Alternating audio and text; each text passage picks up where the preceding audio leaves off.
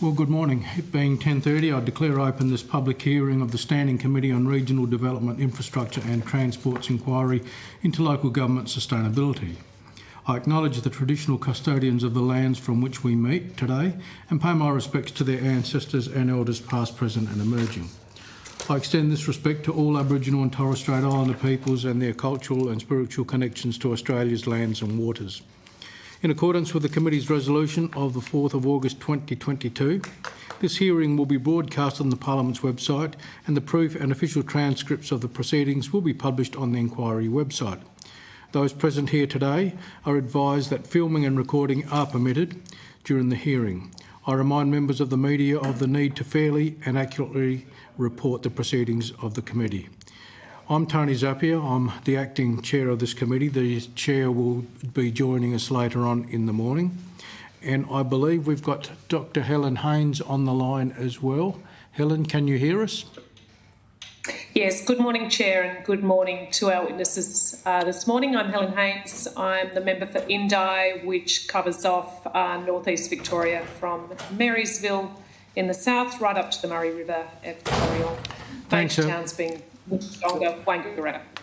Thanks, Helen. We've also got Scott Buckholtz, who's just joined us.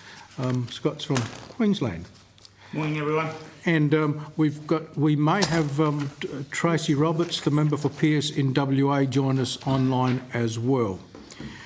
Yes, good. Chair, can you hear me? Tracy, we can. So you're welcome to introduce yourself, Tracy. Yes, good morning to everybody. My name is Tracy Roberts, the Federal Member for Pearce in Western Australia. All right. I now welcome witnesses to give evidence to today's video conference from the Canberra Region Joint Organisation, the Kiama Municipal Council and the Tweed Shire Council. For the Hansard record, would you please state your full name and the capacity in which each of you appear before the committee? Don't mind who wants to go first. I'll leave it up to you folks. Yes. So, if you don't mind just stating your full name and the capacity in which you appear before the committee, and that's, in other words, who you represent. Troy Green, General Manager, Tweed Shire Council. Thank you. Jane Stroud. Jane Stroud, CEO of Kiama Municipal Council. Thank you. Michael Charlton, I'm the Director of Corporate Services at Tweed Shire Council. Thank you. Russell Fitzpatrick, Chair of the Canberra Joint Organisation. Thank you. Sharon Houlihan, Executive Officer for the Canberra Region Joint Organisation. Okay, and I think we might, do we have one more? Or is that it? All right. Okay. Although the committee does not require you to give evidence under oath, I should advise you that this hearing is a legal proceeding of the Parliament and therefore has the same standing as proceedings of the respective houses. The giving of false or misleading evidence is a serious matter and may be regarded as contempt of Parliament. The evidence given today will be recorded by Hansard and attracts parliamentary privilege. I now invite each of you to make a brief opening statement before we proceed to discussion. To assist with the transcription of the public hearing, it would be appreciated if you could each please state your name again just before you speak. It helps with our Hansard recording. Now, I don't mind who wants to go first, but if one of you want to kick off with just a brief opening statement, the shorter your statements, the longer there is time for questions and interaction. And we do have your submissions. Patrick, Chair of the Canberra Joint Organisation. I'm happy to start off. Okay. So years of advocacy for adequate operational funding for local government from federal government are heard but not heeded. The federal government needs to urgently start to incrementally increase financial assistance grants and redesign the allocation rules to enable state governments to more fairly distribute financial assistance grants. Federal financial assistance grants need to be increased to at least 1%, and I think that's something you'll consistently hear over the whole inquiry of federal taxation revenue. Adequate local government funding local government is an investment in every Australian, in every community across our country. Even at 1% operational funding, shortages remain for rural and regional councils, but this is declining over time in real terms, so that we are currently receiving only half. This is exaggerated by rate freezes from time to time, where the anticipated increase in operational grant funding from federal government does not occur, and the compounding effect is then borne by councils forever. Also, allocation rules need to be changed in order to allow state governments to distribute the councils more fairly. Currently, the population factor disadvantages rural and regional councils with lower density population. Local roads factor disadvantages rural and regional councils again by not allowing for heavy vehicle movements, which disproportionately damage rural roads and raise costs for rural and regional councils. And there is no factor addressing large amounts of non-rateable lands in rural and regional areas where national parks and state forests exist. Financial sustainability is worse for rural and regional councils compared to metropolitan councils due to less revenue raising options and higher costs to provide services. Then there needs to be a serious consideration of a different way of funding rural and regional councils compared with metropolitan councils, capital and operational funding. Rural and regional councils cannot raise funds in the same way as a metropolitan council. In the case of rates revenue, due to much lower density of properties, and in the case of non-rates revenue, for example, via car parking fees. Rural and regional councils deliver much more diverse and more complex services compared to metropolitan counterparts. For example, livestock exchanges, airports, stock routes, childcare services, aged care services, in much more costly per capita due to lower populations. In regional areas, communities have the same expectations of provisions of basic services as in metropolitan areas, and rightly so, but it costs more to deliver them, for example, due to the long road lengths and low population density. Rural and regional councils are highly reliant on grants, both non-competitive and competitive, with around 50% of revenue for a typical rural council coming from grants, much higher than the metropolitan councils. Rural and regional councils simply do not have enough revenue to cover the cost of delivering the services our community need and manage the assets our communities rely on. A history of inquiries giving some causes but don't result in solutions which addresses the causes. More competitive one-off capital grants are not the answer to council's financial sustainability. Ongoing, reliable capital and operational funding is needed in the local government sector. Councils need to be supported to properly plan for their community's infrastructure needs, not have new, expanded or upgraded infrastructure foisted on them, for example, due to election commitments or poorly timed, poorly designed capital grants program, because councils bear the burden forever of the cost to operate this infrastructure. Inquiry after inquiry find that where the capital grants program from state and federal governments that help fund constructions of new or replacement local infrastructure and assets, the cost of ongoing operation, maintenance, renewal and depreciation of those assets and infrastructure render councils financially unsustainable. The combination of operational grants and councils' constrained own source revenues are insufficient to address infrastructure renewal needs, let alone meet service expectations of community and other levels of government. The cause is not mismanagement of expenditure councils, and the perfect example is the amount of large rate rises we've seen right across local government areas, varying from 30 to 60% in some cases in the last 3 to 4 or 5 years. Thank you. Thank you, Mr Fitzpatrick. Who wants to go next? I'm happy to go. Troy Green, General Manager, Tweed Council. Yep. And our submission of 31st of May 2024 covers off on most of the things that we want to say. I do concur with everything that Russell has just said there, particularly in relation to the financial assistance grants. If you look at our submission, we're focused heavily on infrastructure and the impact to housing, very conscious that the Commonwealth has a target to do 1.2 million homes over the next 5 years, and the states have an obligation to do that, filtered down to local government. There's been much focus on DA processing time as the only remit and hold up in the local government sector with regards to housing. Our submission shows that the underlying issue is really infrastructure. For example, Deloitte recently produced a report paper for the Department of Planning and Environment on the New South Wales housing status, which showed that over the next 8 years, 4 out of 5 lots, 66,000 lots, could be developed do not have the required infrastructure to service those lots. 76% require sewer, 70% require water, and 50% require electricity and roads. Furthermore, they identified 27,000 lots by greenfield developers where the only constraint on supply is enabling infrastructure, such as sewer, water, power or roads. And I thought it might help the committee to give a Tweed Shire Council example. So we've currently got around 13,000 lots zoned for development in the Tweed. So that's approved, ready to go. Before we rezone land, we've got to ensure that we're able to deliver the infrastructure that's required to service those lots, such as water and wastewater. Back in 2012, when those developments received their approvals, Council went and borrowed $130 million to upgrade our water treatment plant and 2 wastewater treatment plants to service those lots.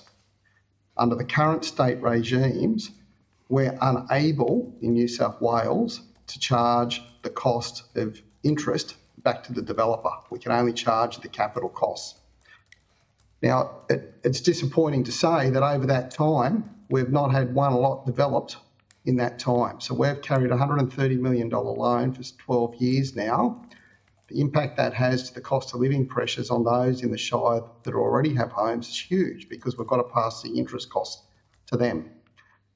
When the lots do start to get developed, the developer will pay for them. What I wanted to highlight to the committee is that the cost of infrastructure has increased significantly, and yet in New South Wales, developer infrastructure charges have been capped again since August 2012. The $20,000 for brownfield, $30,000 for a greenfield site. Back in 2012, the average lot of an undeveloped site in Tweed was around $300,000, and that developer infrastructure charge represented about 10% of the cost of that site. Today, it represents about 4%, because lots are now around $750,000. It seems quite perverse to us that there's no lever existing from the Commonwealth or the state to force those blocks to the market. If there was, we wouldn't have the housing crisis that we had today, and councils like ourselves would be in a position to forward fund new infrastructure for new supply. We're currently doing a growth management housing strategy in the Tweed, and we're unable to go and build the next or upgrade the next wastewater treatment plant because we're still carrying debt on other plants that we're relying on private developers to release. So we just wanted to highlight that as an underlying financial sustainability issue that's really tied to a Commonwealth strategy at the moment around housing supply. You know, and we sit here often and hear that it's just how quick we get DAs out. It's simply not the case. The lead-in time to develop a wastewater treatment plant is 5 years or more. So, you know, by the time we do environmental approvals and so forth, we're highlighting that because with the current rush to build the amount of houses that are currently being built over the next 5 years, without addressing it, in 5 years' time, we could end up with a worse housing crisis than we have today, because local government authorities and water authorities won't have been able to forward fund the next lot of infrastructure. So we have tried to highlight that. In our submission, we've also talked about the impact of the Water Industry Competition Act in New South Wales and how that has a negative influence on councils forward funding such infrastructure. Because we could, for example, that $130 million we borrowed, the private developer could turn around and say, well, we're not going to use your infrastructure, we're going to use the private infrastructure. So then we're left without any certainty that we're going to recoup the money.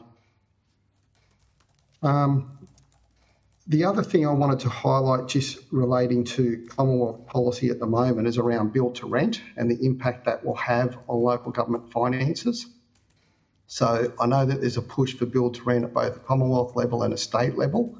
Under the build to rent regime, the properties won't be strata subdivided, so you could end up with a parcel of land with 200 units on it, and it'll have a single rate.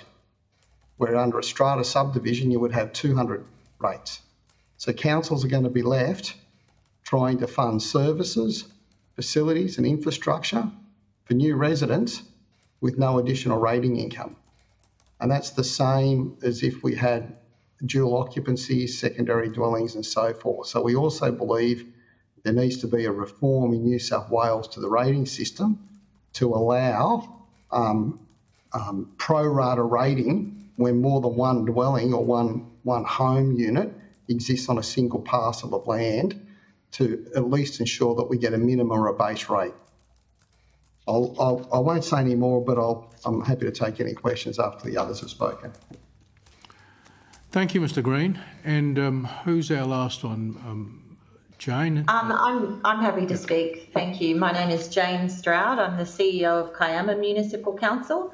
Yep. Like a lot of the other speakers, I will concur with both your points, particularly your points around infrastructure charges, and I'll kind of circle back to that in terms of our own submission that we provided on the 24th of May. I'll take that document as read, but what I would say firstly to yourselves is thank you for your inquiry. I think it's interesting that there are at the moment 3 individual states within Australia launching or looking into rating methodologies or financial sustainability in some way, shape or form affecting local government as a sector. This is a sector-wide issue. As a sector, we employ over 200,000 staff and we make up about 10% of the public service. But we actually carry the lion's share of all infrastructure and a really broad bandwidth of services that get provided to our local communities, regardless of how small or how big we are. Our remit will range, as it does in my case in Kiama, from half my business is actually in aged care. So I have over 200 employees in aged care and run a portfolio of retirement villages, as well as a 134-bed residential aged care facility, which is the largest in Australia for any local government. And then I run a municipal business ranging from water, sewer, roads, all the rest of it. Swimming pools, no different to any other local government out there, as well as managing growth. The responsibilities upon the sector are enormous, and there is nothing more pressing in the sector than financial sustainability. The way that financial sustainability actually comes about for local governments is largely owing to the relationship and the control environment that the state governments have in place, because we exist at the behest of whichever state we work within. Certainly in the New South Wales experience versus my own professional background being predominantly in Queensland, the intense nature of controlling and rate pegging and the need for fierce documentation and evidentiary facts around the rate base, changing even charges for water and sewerage, and then an approval process for that body of work is really onerous for a small council and actually limits a council ability to provide services in line with their tacit agreement from their own communities. And it isn't the case in the different states and territories. So I would absolutely encourage the federal government, as it considers what is sustainability and financial sustainability for local governments, to consider the exact operating environment that we're all running in, because they vary from state to state and they vary from territory. Certainly for us, this is a tourist town, so we just won New South Wales top tourism town, and that's a lovely accolade. But what that means is that my community in a summer season will swell to over 50,000 people, and that number of people, when the resident population is only about 23,000, means that the demand for water, waste collection, the potential for sewerage overflow in what is our most precious natural environment, the ocean, and the reason that people come here becomes incredibly intense. And that actually gets, all of that cost and that burden gets passed on to our ratepayers and becomes quite challenging to manage. We have no ability to apply a differential rating model to actually, we also have an extremely high proportion, the 6th highest in New South Wales, of short-term rental accommodation.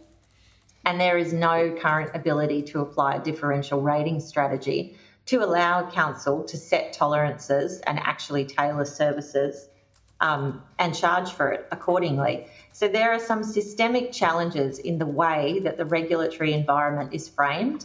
Those same challenges also apply to grants. Now, grants can be sometimes related to natural disasters. Certainly in my own council's experience, in the last 3 years alone, we've been to disaster declared about 12 times. So the frequency of disasters, the demand for accelerated capital programs that fix and correct any kind of collapsed road, our own officers' ability to apply for those grants, administer them, and then build back to what we had, it becomes quite a challenging environment. In a small council like my own, our capital grants program is entirely dependent on grants, whether that's from the federal government or the state government.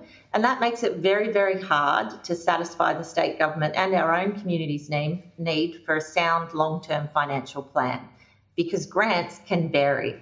And they vary with election to election. And as we approach a federal government upcoming election, announcements will no doubt be made. And it is exactly to your earlier point, what we would look to encourage any level of government to think about is we already have massive portfolios of assets and a very restricted Australian accounting standard for how we account for depreciation of our assets.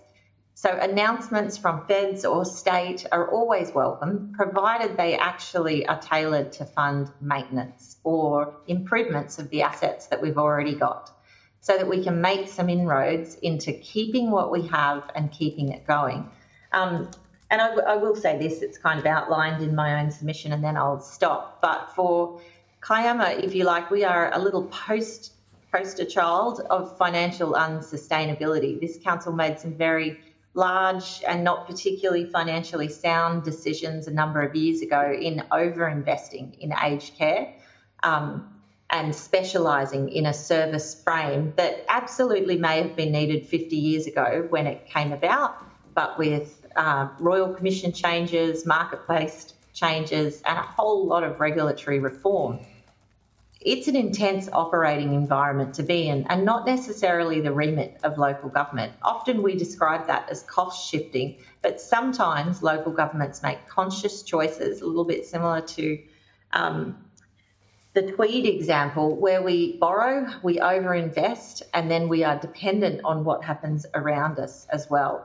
So for Kiama, its decision to divest of aged care services and return to being municipal services won't necessarily correct and be the silver bullet either. Just like every other council, as we struggle with growth, we just have to make sure that we're providing what we can and living within our means, which gets harder and harder every year.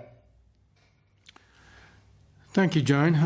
I might just kick off with a couple of questions and then I'll pass over to some of my colleagues. Mr Fitzpatrick, you talked about non-rateable lands.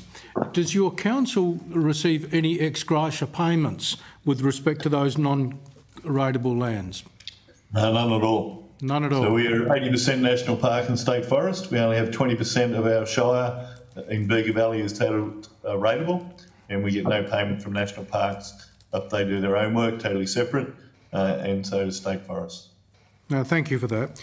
And can I just add to that response? Yep. Just with regard to federal land, and I'm particularly airport land, yep, which has long leases to it, often to big private entities or ASX listed companies and the likes. They don't pay rates, and we've struggled to try to get some type of ex gratia payment equivalent rating of that federal government-owned land. So that's something the Commonwealth could look at, particularly around airports, which would be a massive assistance to councils. Mr Green, thanks for that. Do you have an airport in your council area? We do, the City of Gold Coast Airport. Gold Coast, and you get no rates from the airport at all? No. So Gold Coast Airport, the international terminal, sits within Tweed Shire Council, and the runway when you land is part within Tweed Shire Council. Okay, but sorry, the airport itself is within Tweed Shire Council? It sits on the border. It straddles Tweed Shire Council and Gold Coast Council. And does Gold Coast get any ex gratia payments, to your knowledge? Not to my knowledge. Okay, that's interesting. So that was another cost shifting exercise. So most of our regional councils have the airports transferred to them from federal government ownership and now have to operate them and pay for, if the passenger fees are not enough to pay for your upgrades, you're actually putting money away out of your general fund to try and upgrade your airport to keep it a standard, to keep regional airlines coming in. And I And sorry, it's an interesting issue. And so do the airports have what I call commercial activities on the airport land that are equally not paying rates? Correct. Thank you. Could be a university, it could be a hotel, could be paid parking, could be retail, trade, industrial. Okay. No, Mr. Green, thanks for that. I have to say I have an airport in my electorate and it's not quite the same case as what you're putting to the committee here. But anyway, my other question goes to Jane Stroud. Jane, I just want to be clear. The 134-bed aged care facility, and you kind of referred to it in your closing remarks, why did the council decide to invest in the aged care facility? Is it because there was none other and the community needed it, or was it purely at the time a commercial investment that was hoped to be profitable?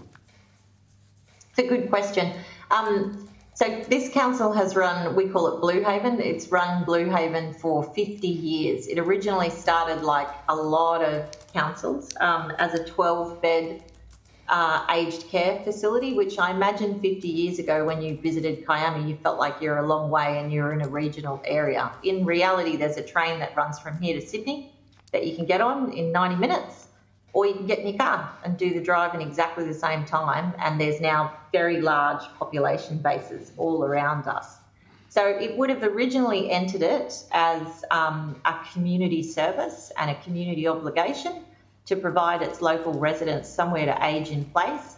And then it grew and grew. And in 2016, they went from being an 76-bed residential aged care facility to becoming a 134-bed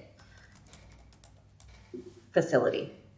And is it costing the council money today, or is it breaking even?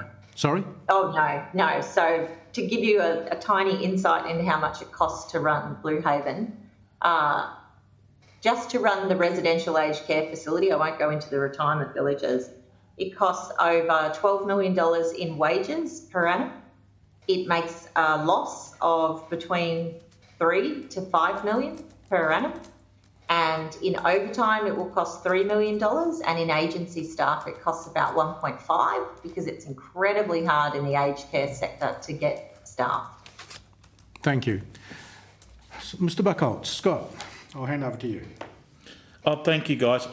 My first question is to, was it the Canberra Regional Joint Joint Organisation? When you guys said that you were asking for additional money from the feds, how much money are you asking from the state?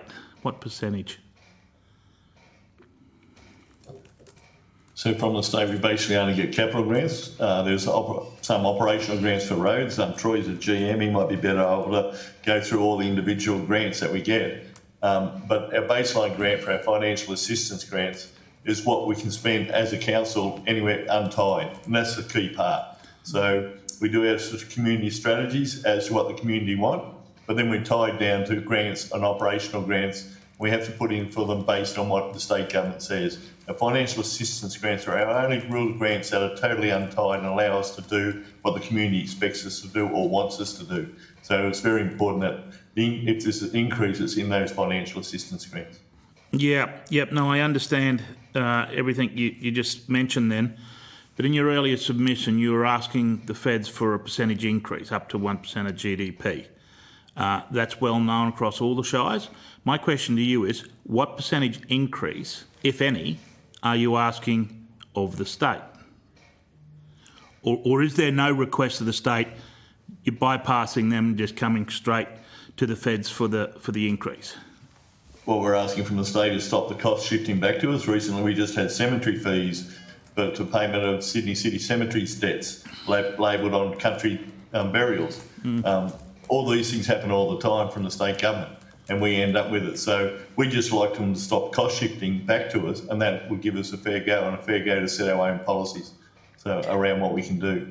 If I could just support Russell there. I think for as long as I've worked in the local government sector, it has been advocating to the federal government, who provide the financial assistance grant scheme to look at the methodology and increase the percentage allocation. That's been a long-term advocacy platform of the whole sector. In terms of how we advocate to the respective state governments, we will target, certainly in New South Wales, we will target any funding programs that they have and ask for increases. But most of us in New South Wales will have contributed to the submission and their inquiry into rate pegging and the rate review methodology. And all of us will have lobbied and advocated for a relaxation, a reconsideration of the rules and the methodology, so that we can actually either have an allocation from the feds towards funding or improve our own source revenue through rates and charges. So it's kind of a different beast, because in New South Wales you actually have to lobby to the state to change your own funding allocation. Different funding sources, different models. I think the other big thing too, Scott, that we do with states, then Mike will kick in behind me, is some of the things that I highlighted in my opening address. We're asking for things like the cap developer contributions to be lifted. You know, having them capped for 12 years is just insane. Yeah. And they wonder why we're not forward funding infrastructure, and then they wonder why there's a housing backlog. Yeah. Well, it's interesting when you think about capping infrastructure charges, right? Because CPI indexing has jumped from, in the last 3 years, from 4% way up over 7%. But that capped infrastructure charges lock provision hasn't moved for probably 15 years. And we're asking for flexibility. Can I just interrupt just for a moment? Just when you speak, if you don't mind, state your name. We can see you on the screen and we know who it is, but anyone that's listening to the broadcast doesn't. And so it's useful so that other people, because there will be other people that are following this hearing. So anyway, I hand back over to you. If I could jump in, it's... Sharon? Yeah. Thank you. It's Sharon Houlihan, Executive Officer of the Canberra Region Joint Organisation. In answer to Mr Bushholz's question, we also advocate to our states for direct operational funding for specific services, as was mentioned by the CEO of Kiama. So, for example, libraries, operational funding, art galleries, performing arts centres are just some examples of specific areas where the state funds operational funding for staff, and we advocate in relation to those specific areas. So it's just a bit of a different, it's a different model to what we advocate for from the feds.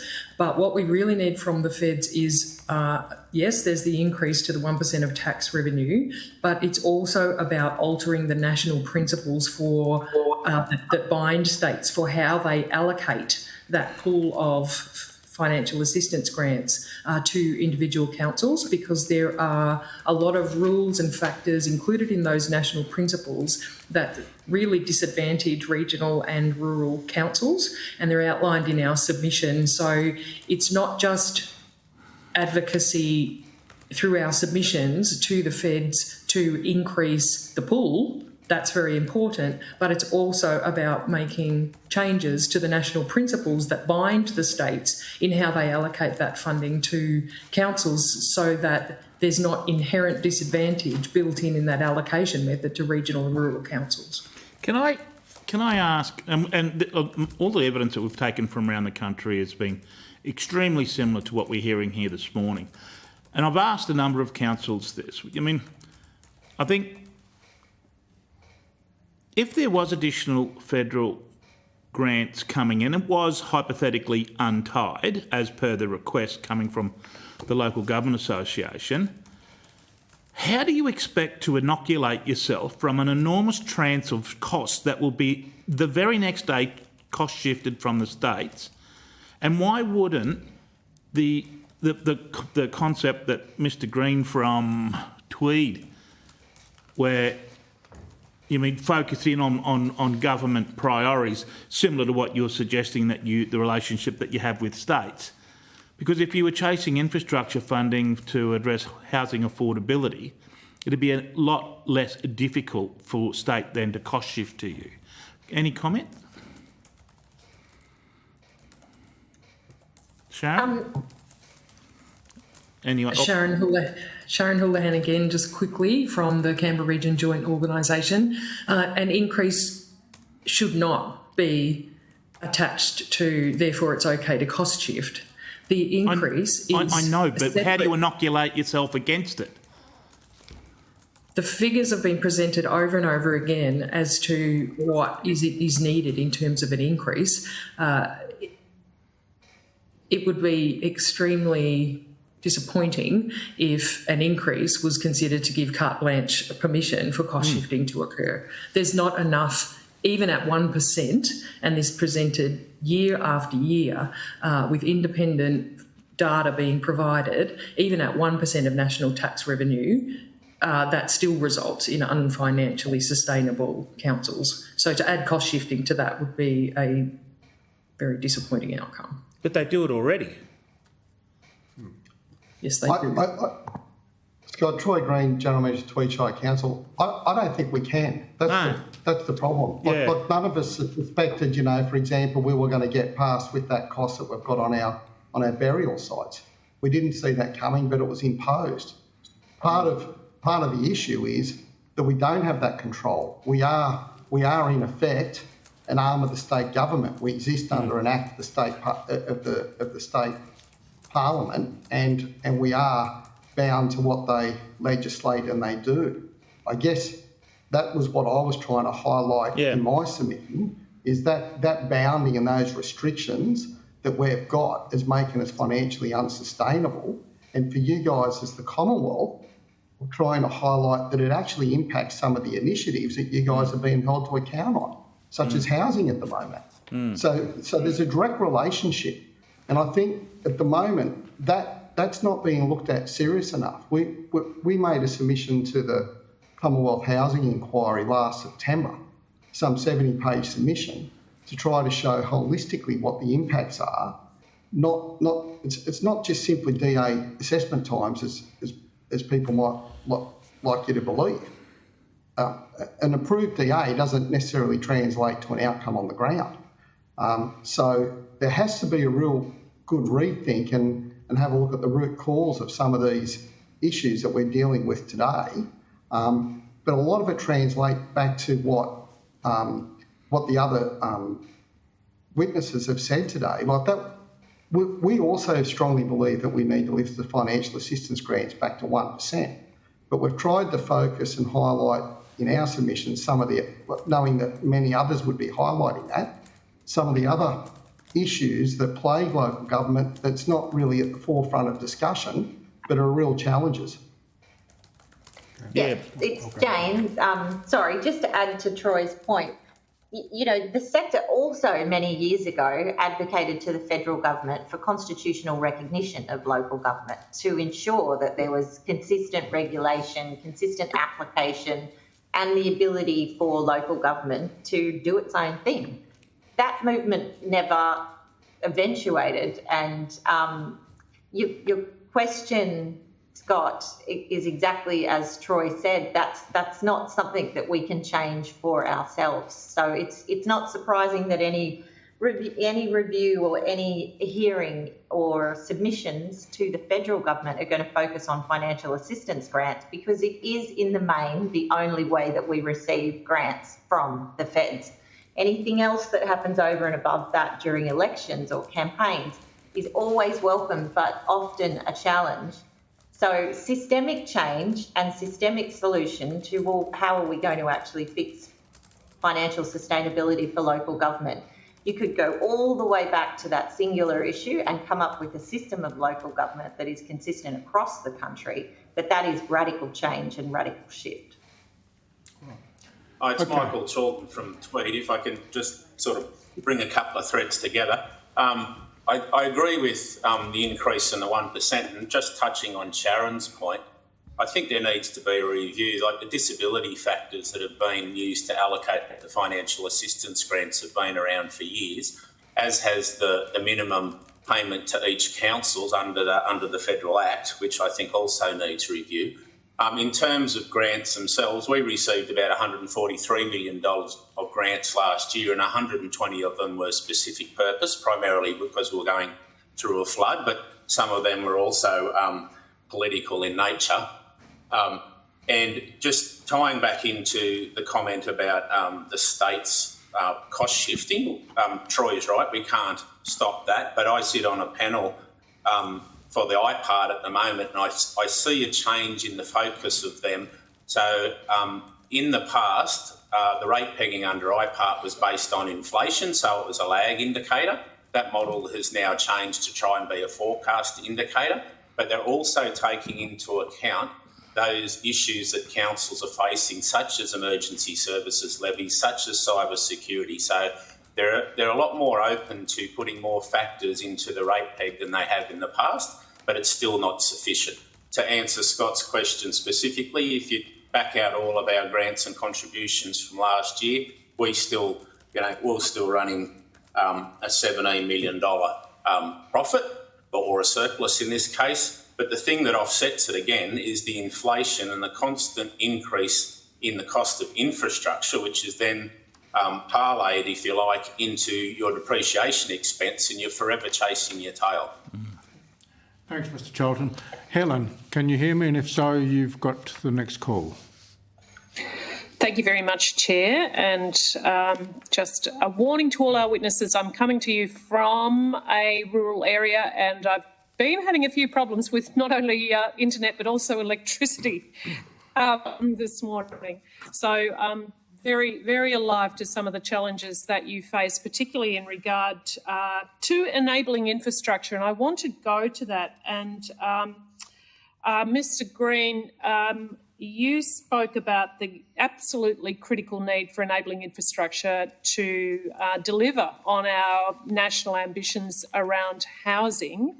I couldn't agree with you more. I think this is a massive challenge, and I'm just keen to hear a bit more about whether the government have currently got a housing support program in the second tranche now of grants available through that, which is in fact to assist local governments and others to put in things like water connections, power pipes, paving poles, you name it.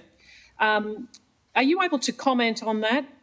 And if indeed you have managed to get access to that fund, any enablers or barriers to that kind of Commonwealth's assistance? Yeah, look, so first up, like those grant programs are very, very welcome. I think the difficulty with them at the moment is that they're really targeted at infrastructure that can be built really quickly. And as I've highlighted, the infrastructure that you need to make a big difference, like so say if you want to do 2,000 or 3,000 lots, will often take 4 or 5 years to plan, get the environmental approvals and develop.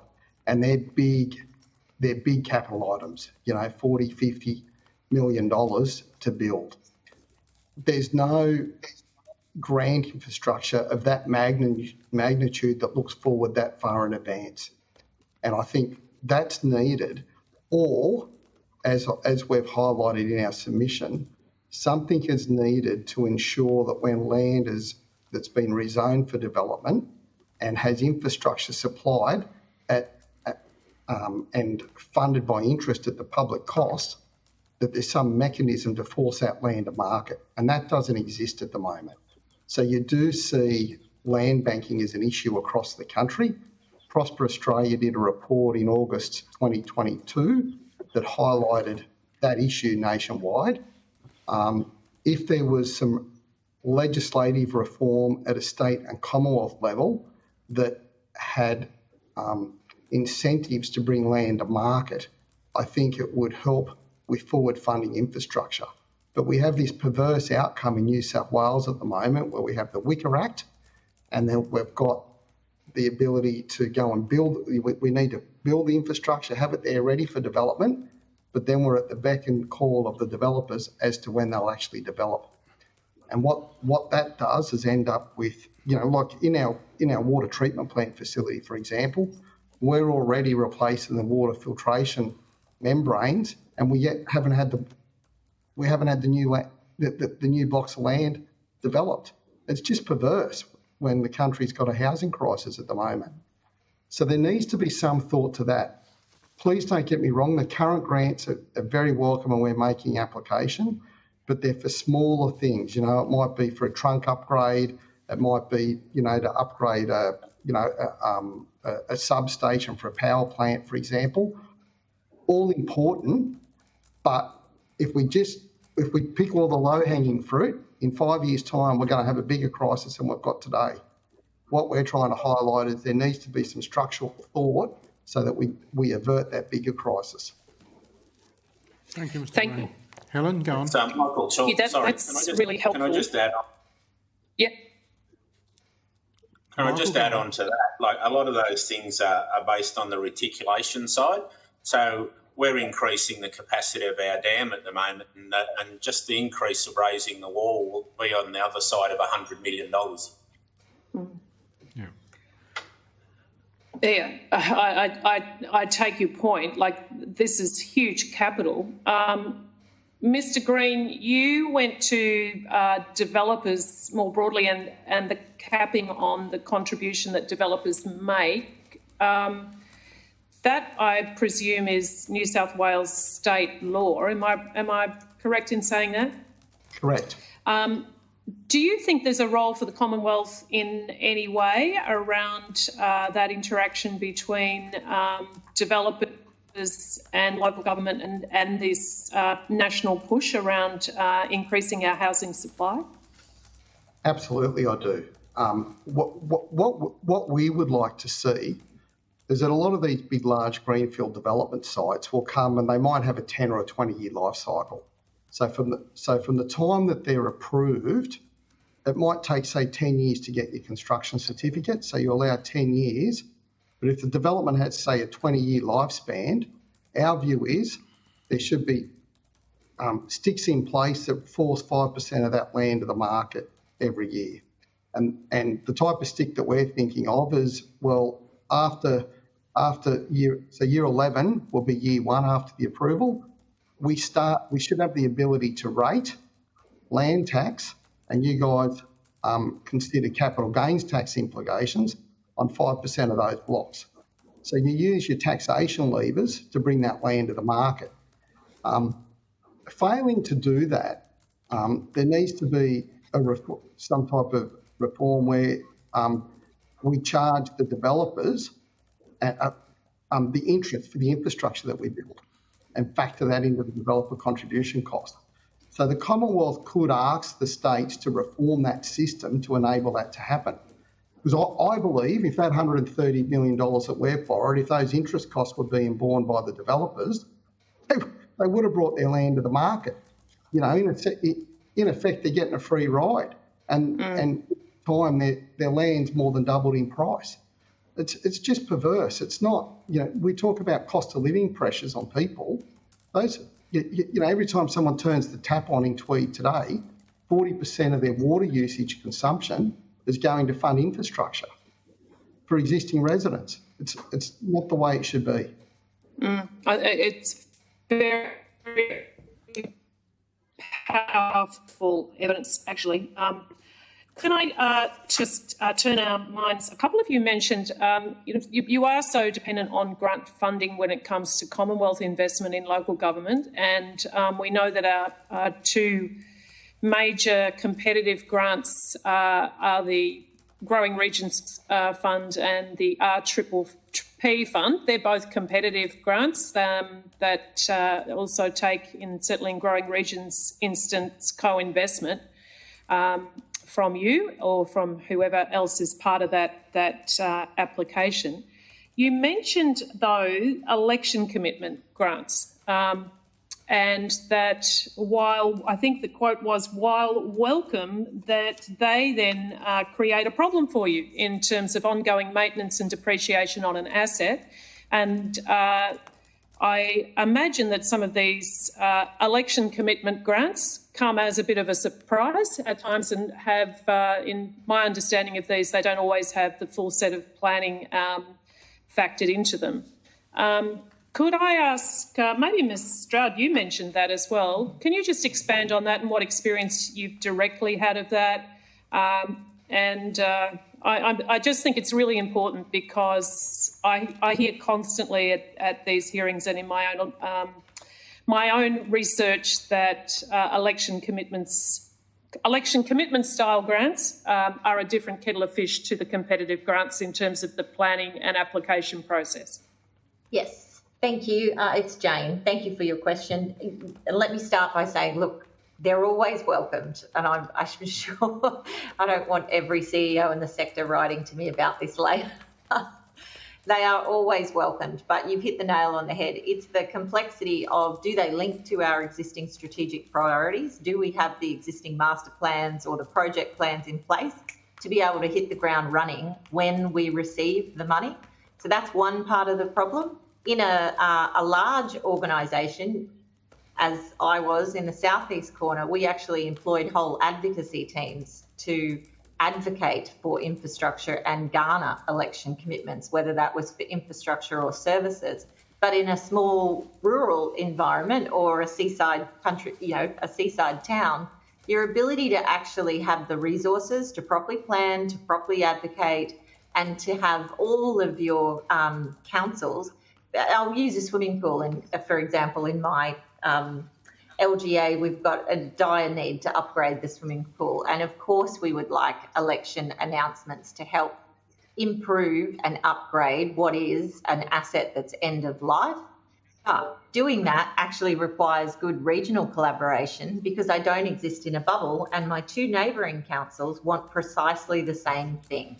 So then it will boil down to who's sitting in a marginal seat and where's that priority, and does that align with the federal priority? And it probably won't. So in my circumstance, I'll hear a lot of potential announcements around female change rooms, which is great. That will really help upgrade some of my terrible 1980s toilet blocks where young women who are playing sport can't get changed. So I'm going to really welcome that funding.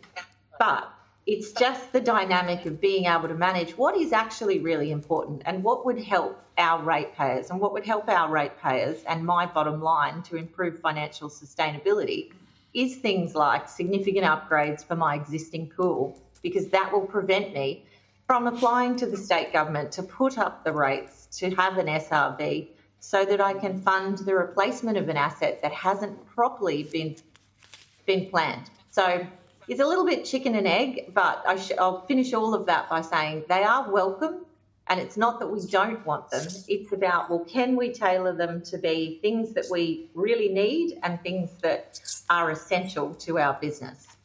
Okay, I'm going to have to go to Tracy Roberts.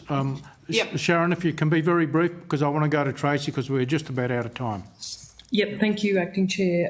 Just on the one point that Dr. Haynes made around the problem of ongoing costs of infrastructure after it is built that falls to councils. So they're only ever capital grants, whether they're coming from an election commitment or whether they're coming from an RPP or a growing regions or a properly designed grant program. So that problem is common no matter how the grant money is coming, that councils are left with the ongoing costs of operations and maintenance and depreciation associated with those assets built from a grant.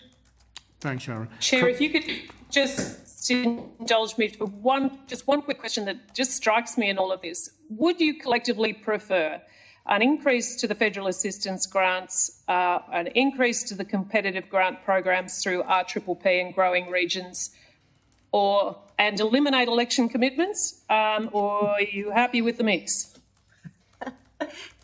How about I try and answer this? It's Jane.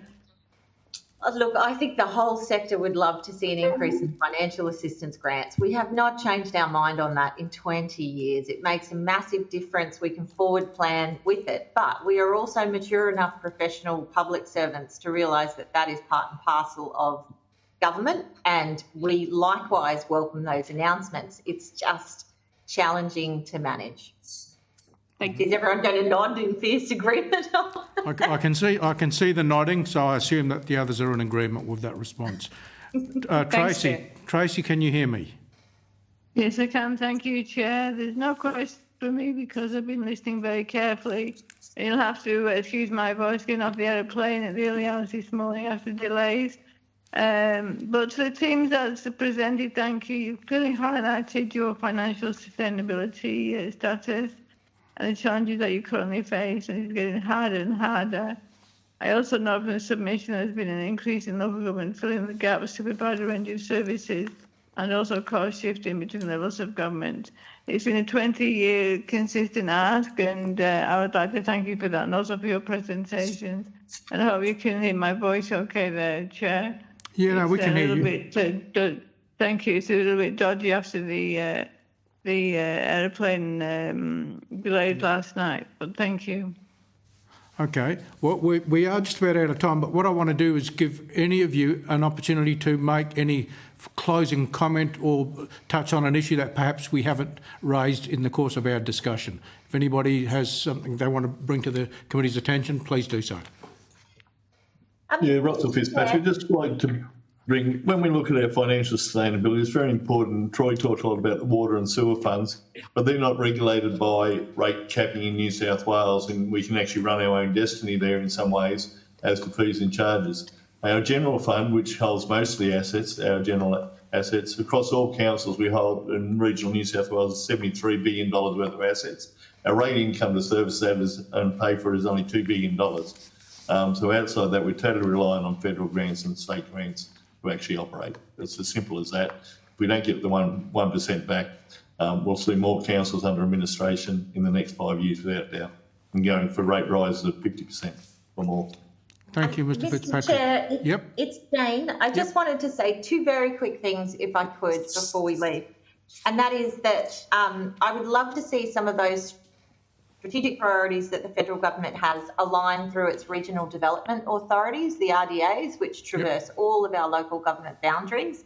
And as a sort of a joint entity that the feds choose to use, that is a key body that local governments could work with and improve our working relationship, particularly in relation to timing of grants and those strategic priorities and alignments.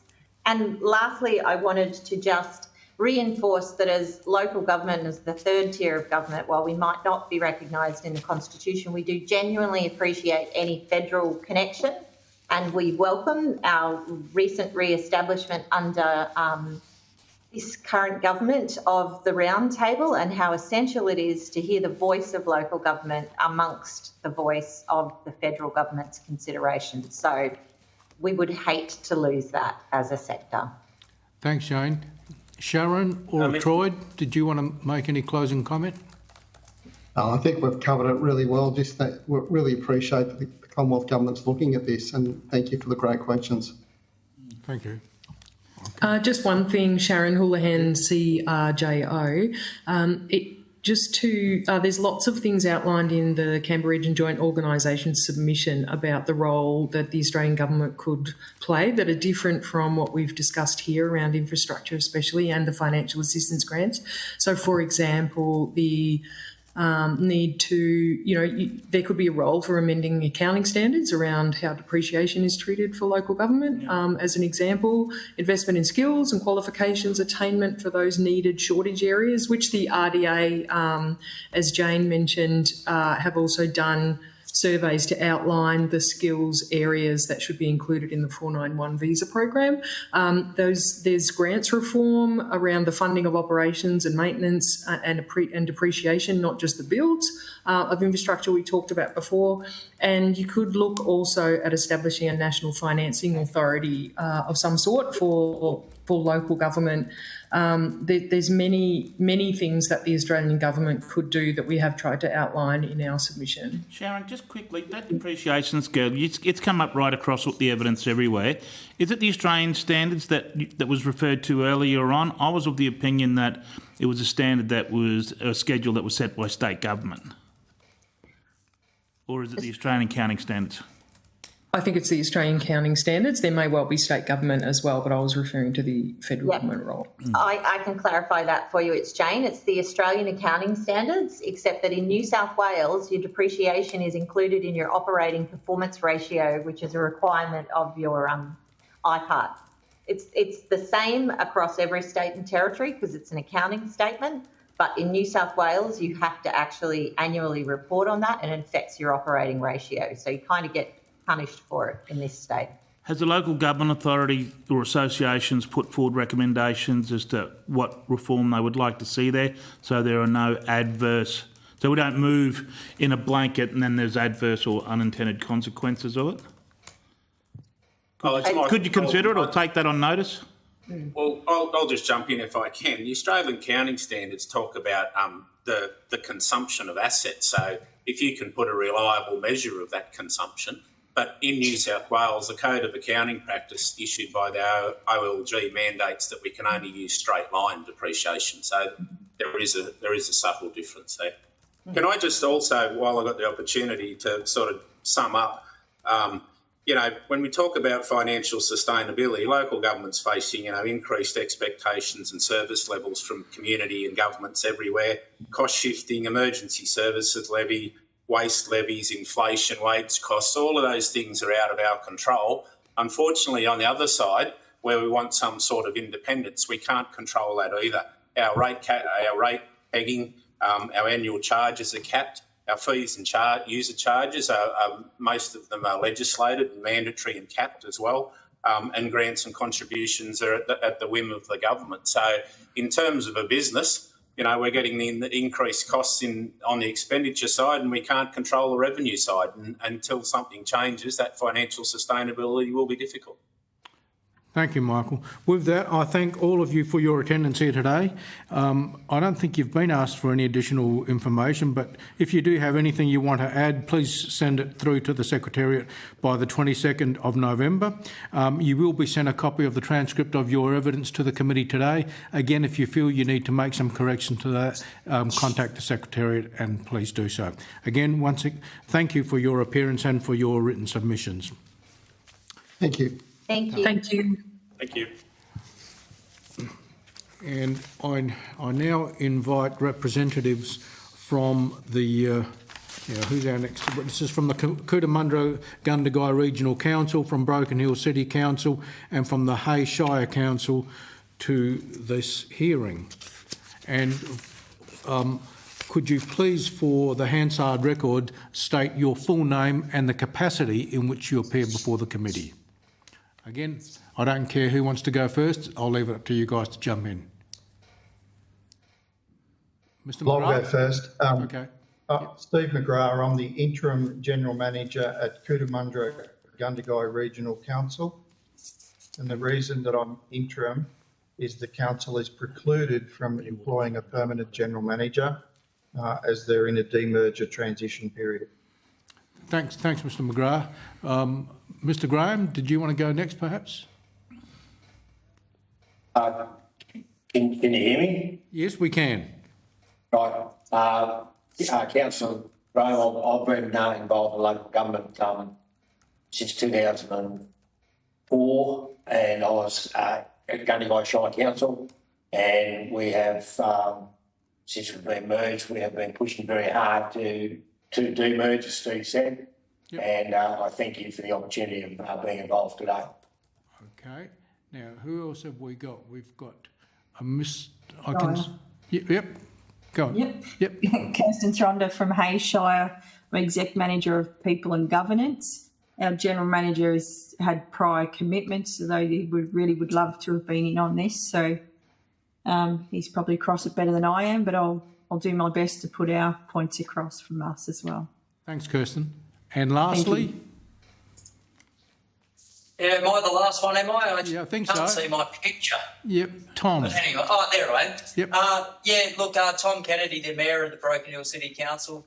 I was first elected to council in 1999. I've seen a lot of what's happened over the times, and it is becoming harder for local government to be sustainable, particularly with the cost shifting.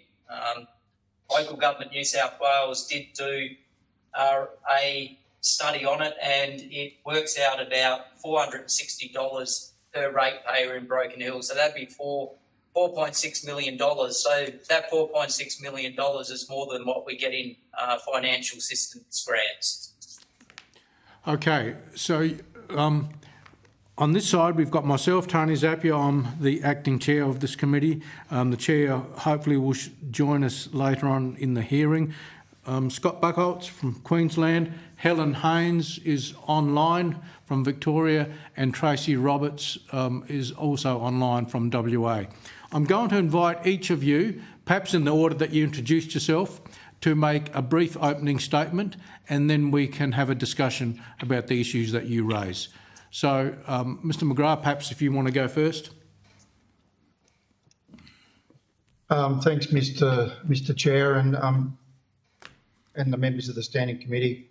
On behalf of Cootamundra-Gundagai Regional Council, that is CGRC, Councillor Graham and I thank you for the opportunity to attend this public hearing to further inform your inquiry.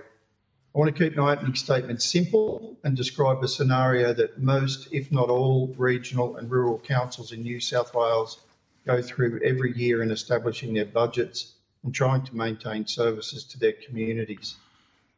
Using CGRC's budget and rate setting for the 23-24 financial year, the increase in rates yield from the CGRC based on the 3.7% rate peg was approximately $390,000. For the same period, the local government state award increased wages by 4.5%, resulting in a $570,000 increase to operating expenses. The scenario I have just described is more often than not the norm. That is, any increase in rates revenue from the rate peg set by AUSPart is more often than not totally consumed, plus some, by award increases for salaries and wages. Further, in recent years, the development and construction sector, which closely reflects local government's exposure to costs and drivers, has experienced increases in cost of doing business 3 times the CPI rate. So if the annual rate peg is consumed more often than not by annual award increases, the question is, how do councils cover CPI increases on other items and development and construction cost factors, etc., on materials and contracts from one year to the next?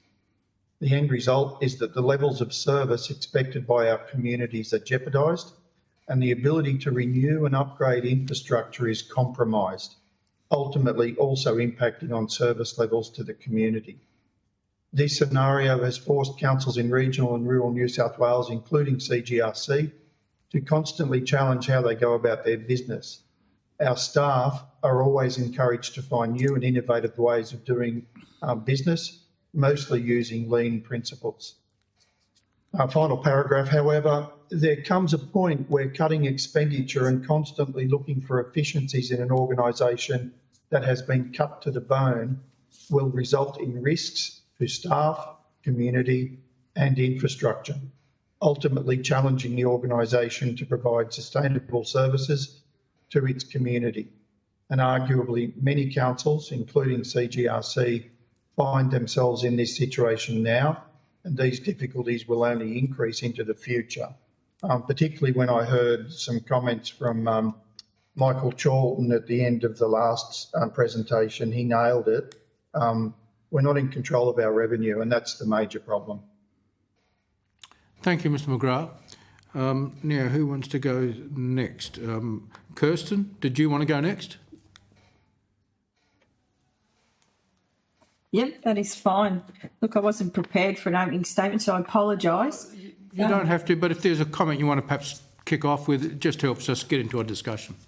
Well, I really don't think we're probably a lot different from most of your rural councillors. Things like, I guess, the ever-increasing costs shifting to local government, extra requirements with, legislative changes, things like ARIC, those type of things put pressures on small councils. We're required to have extra staff just to meet those needs. And as fellow just spoke about, the increased cost in wages, things like superannuation, workers' comp, all that type of stuff, it all affects our bottom line. And, we just scrape through every year. And those things do just make it a little bit harder. While we understand things like ARIC and that is a benefit, it is a significant cost to small councils. And as I said, with the legislative requirements, things, like particularly planning, that can be heavy going. That's a big increase with us in staff costs. A lot of our wages now are going into to meet these demands of all the extras we have to do. Plus, there's also other pressures we take on as well, with probably a faceless state government a bit more now from rural communities. They just have small agencies, or they're a little bit further removed. We find council, we're that burden now. We tend to fill that gap. If community people want to, contact someone, it's always the council because we're the face there. So no matter what the issue is, we're usually the first stop. So we find we deal with a lot of, state government issues and take on that role a little bit as well. So all that does put pressure on our yearly budgets. Just as I said, staffing is probably the big issue with us, cost of wages as well as attracting staff. Thank you. And Broken Hill.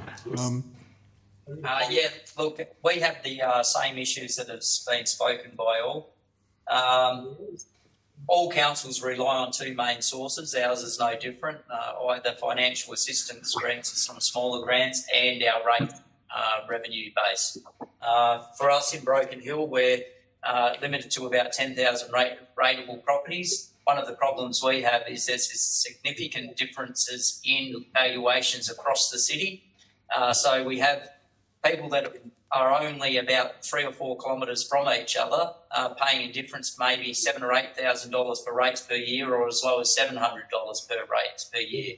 And that is because we are treated as one size fits all. So we're limited to a 50% base rate. So it makes us, as a council, almost impossible to increase rates anywhere above rate pegging anyway. So if we did even have the opportunity to increase rates beyond rate pegging, we wouldn't take that up because some of the higher rated properties would pay considerably more than some of our lower rated properties. So it's really important that the government looks at not a one size fits all for all councils, and looks at other alternatives for funding or opportunities for those councils to produce funding. We're also very concerned about cost shifting. We as a council, and I'm sure most of the regional councils, all do the same thing. We save money where we can. We get our budgets working as well as possible, meet all the ratios that are required as a council, and then we may get the emergency services levies chucked on us, or increased audit costs, or local government elections that are blown out in costs, or COVID-19 pandemic costs. So they all eat into our extra money or our revenue we have, and it means that we do have to either limit services or increase costs without any additional benefit to our communities. The other thing that is really important is some of the smaller grants, as they are inconsistent, it makes it really hard for our councils to plan into the future. Thank you. Thank you, Mr Kennedy. Just lastly, Mr Graham, did you want to add anything to the comments that have been made? Thank you. I suppose following on from what our interim general manager, Mr McGrath, said, looking at what are some possible solutions. At the end of the day, rates have to stay affordable. In this shire, we've already had a 53.5% rate rise, brought in over 4 years, 4 years ago, and it has not, whilst it has helped us get through to where we are today, it hasn't allowed us to accumulate any surplus funds at all. We've still continued to go. Our operating deficit capital grants has continued to be in the negative. So, and everyone is under cost of living pressure. So I use the word that our rates need to stay affordable, and another potential 53 or 100% rate rise is certainly going to cause a lot of angst in our community. The second one is the FAGS allocation. As Tom correctly said, we really only get two sources of funding, FAGS really, and rates. There are a little bit of interest, there's a few user charges, but they're the main two. So an increase in FAG's allocation, particularly in rural and regional councils that have limited income streams, needs to be considered very seriously, because we in rural and regional we have not got the ability to have parking meters. We have limited developments, whereas in the metro there's a lot of big developments. So our income streams are just limited. And then thirdly, and I don't know whether it's applicable here, I suppose, in relation to financial sustainability, but the one that blows us out of the water every time, as Tom correctly just said, is the cost shifting by the state government. The way the emergency services levy has increased is astronomical, and we've got no one's got any control over it whatsoever. We've got ARIC come in now, that's added another cost. Auditing in Gundagai used to be under $40,000. Now it's under the control of the Auditor General. We've now increased to $120,000, just $80,000 there in no time.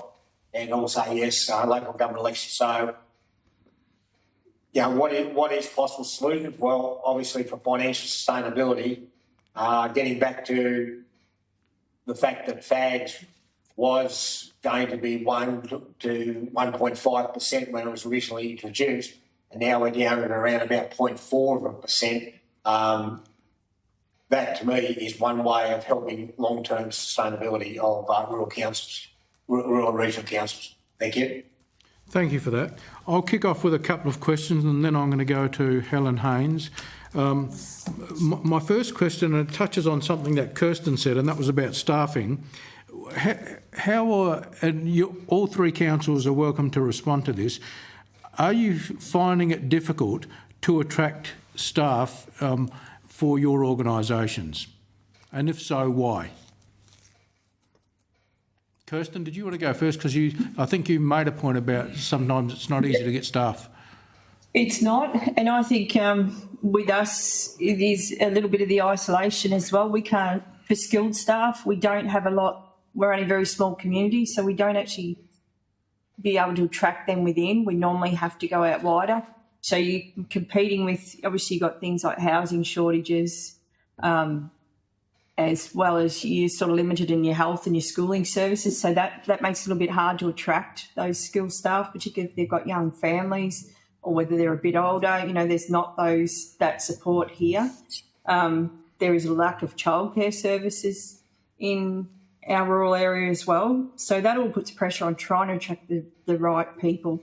And as you know, you need to get the right people in the right skills within those positions for local government to work. You can't half do a job, and you need the efficiency when you're working on, when you're trying to stick to a budget. You want to make sure your staff have the right skills and you're spending the money in the right place. But we find we have to go a lot further abroad now to try and attract skilled staff, and we're paying above. We do our homework, we have a look at what other areas are paying, and we'll pay slightly above, and we're still not really quite attracting what we need. So I'm not sure. So I don't think it's the monetary factor. Maybe it's location for us. I'm not really sure. But having said that, we don't have any vacancies in the organisation. We're pretty lucky in the fact that because we are isolated and don't have a very close neighbour, that we don't lose our staff to neighbours. People are often here for the long term. So a lot of our staff, have been here 30 to 40 years or, 20 to 30. So we're a bit lucky with our changeover that way. But it's when those people are leaving that we're finding now that it is going to be hard. It's very hard to fill those positions. No, thank you for that. Does anyone else want to comment? If I could contribute. I think sector-wide there are some skill shortages in certain professions and trades. There is absolutely no doubt. But I think by and large, one of the main contributing factors for local government in New South Wales at least, and it's probably in most of the other states, is that we're competing with state government and the development and construction sector, and we just can't match the remuneration that's being offered by those two other sectors. So you've got the same people who are looking at, in this case, 3 different sectors, and they'll choose the one that's going to give them the best personal result. The other issue is that for Cootamundra-Gundagai, which is a little bit different for most other councils, I mentioned the demerger transition. The organisation is in what I call a situation where there's no certainty of its future. It's all dependent on the Boundaries Commission process. Might I add, it's the 3rd time the Boundaries Commission have reviewed it. The second one was approved, but then we had a change of state government, new minister, back to the drawing board. We're in the Boundaries Commission again, but ultimately it will be the minister that makes the final determination. In the interim, it's incredibly challenging to go to the market when you aren't able to deliver that message of certainty. Yeah. And in the senior, if I look at the leadership group, say 10 people, of those 10 positions, there are only 3 positions occupied by permanent staff of Cootamundra-Gundagai Regional Council. The other 7 are either interim or acting incumbents. And whilst we've been fortunate in getting a pretty good group of people together, I guess the challenge is that there's not that consistency for the staff organisation going forward. So that's a bit of a localised problem, but many of the other issues that impact other councils in New South Wales are felt even more so at Cootamundra-Gundagai. Thank you, Mr McGrath. Okay. Could I add there, Steve? Sorry. Yeah, David Graham, go on. Yeah, could I add there to what Steve just said, that due to the instability that the possible demerger is having, as the councillor was there in Gundagai pre-merger, and it'll be the same in Cootamundra, we've tended to lose what I call staff ownership in a lot of the employment areas, and that does impact on your productivity. And only because there is such instability there, they don't know what one week to the next whether they're going to be here or not, and it's a horrible situation. Thank you. Thanks, David. Tom, did you want to add anything to that? Yeah, just briefly, we're a relatively isolated community, 500 kilometres from Adelaide, 1,100 kilometres from Sydney. So we do have trouble attracting staff. And as was said, even if you pay more money doesn't mean you do get staff, but you don't always get the best staff. You sometimes get what you can get, and that's not always the best for your community, particularly when you're paying a lot of money. Another issue that I'm sure it's for all councils, I've heard it, is certifiers, building certifiers, particularly when the government made it so there was a lot of privatisation of it. So that's one of the areas that we struggle when you pay a lot of money, and sometimes it can hold back your development a lot, particularly when the state government says you have to meet all these ratios and times to get things done. Well, it's very difficult when your planning portals don't work. You don't have the staff, that you can't attract the staff. So they're some of the things that I'd say would affect all regional communities. Thank you. I'll hand over to Helen. Helen, do you have any questions? Thank you very much, Chair, and thank you to each of our witnesses for your submissions and your really fulsome discussion this morning. It's so helpful. Can I move our conversation into the area of revenue raising? And I've heard this from many councils where, relative to metropolitan councils, rural councils have very little capacity to raise revenue. In fact, we've had witnesses tell us that more money is raised through parking meters in some of our metro councils than the entire budget of a small rural council. So, this is a real thing. I might start asking, actually, I think you, Kirsten, I'm very aware that out on the Hay Plains there's significant renewable energy projects being developed, and Hay has garnered quite the reputation for the work that you're doing in bringing communities together around how to manage that, and in particular brokering with renewable energy companies around community benefit funds. I'm wondering if you can speak to that, about what opportunities there are for rural councils in the transition to renewables, what you've learnt, what could be applied to other places, and whether, in fact, we should be much more on the front foot and proactive around this as a potential new and long-term prosperous revenue-raising area for rural councils. Yep, definitely. We've been on the front foot probably for the last, I guess, 18 months, sort of working in the background, just having a look, and we haven't gone. We've sort of had a look to see what could keep us sustainable. So we haven't gone for a quick money grab, anything like that. We've looked at how can this benefit the community over a long period of time, and it's probably, we're looking at things like sort of like we want to put a new pool and things like that. So how can we, is there a way we can sort of tap into this and provide extra things for the community just to so that's others, money that we don't have to find as well. So if we borrow money, we know we've got some support for the community there from those renewable energy sources. I haven't had a lot to do with this space. It's been our economic development manager, but she has done a lot of work with those potential renewable energy suppliers to come in, and about sort of community development, funding, that type of stuff moving into the future. But as I said, we're not looking for short-term money grab. That's always great if you can get an extra so much per year, but we're looking long-term. How can we keep this benefit rather than just a quick fix? So we're trying to look at what's going to make us sustainable moving forward, and just to get a bit more out of that buck, I guess, than just a quick fix.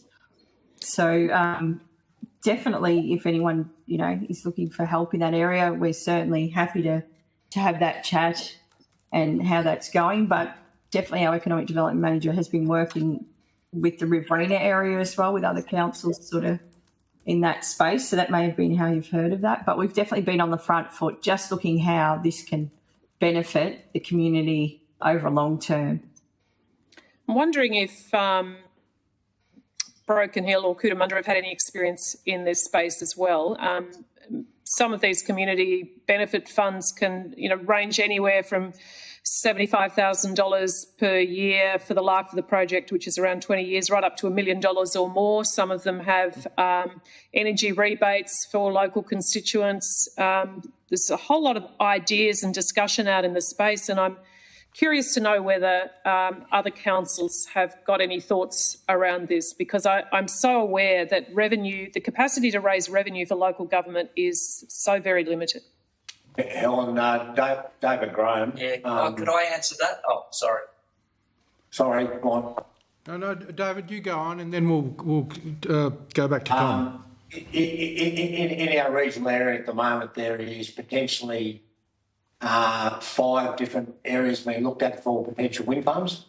I have to declare an interest in the fact that up where I live, they've been well advanced, and they're looking. One of the areas we've been looking at, and I believe council might have a document in place, that the developer is looking at paying $3,500 per tower to council, and then that is split on a ratio of 30% infrastructure, 70% into a community fund, and an independent body which involves some council people would be administering that if it goes ahead. And at the moment, we have Transgrid now coming through and finishing off the land acquisitions for the big Transgrid line going through the 550.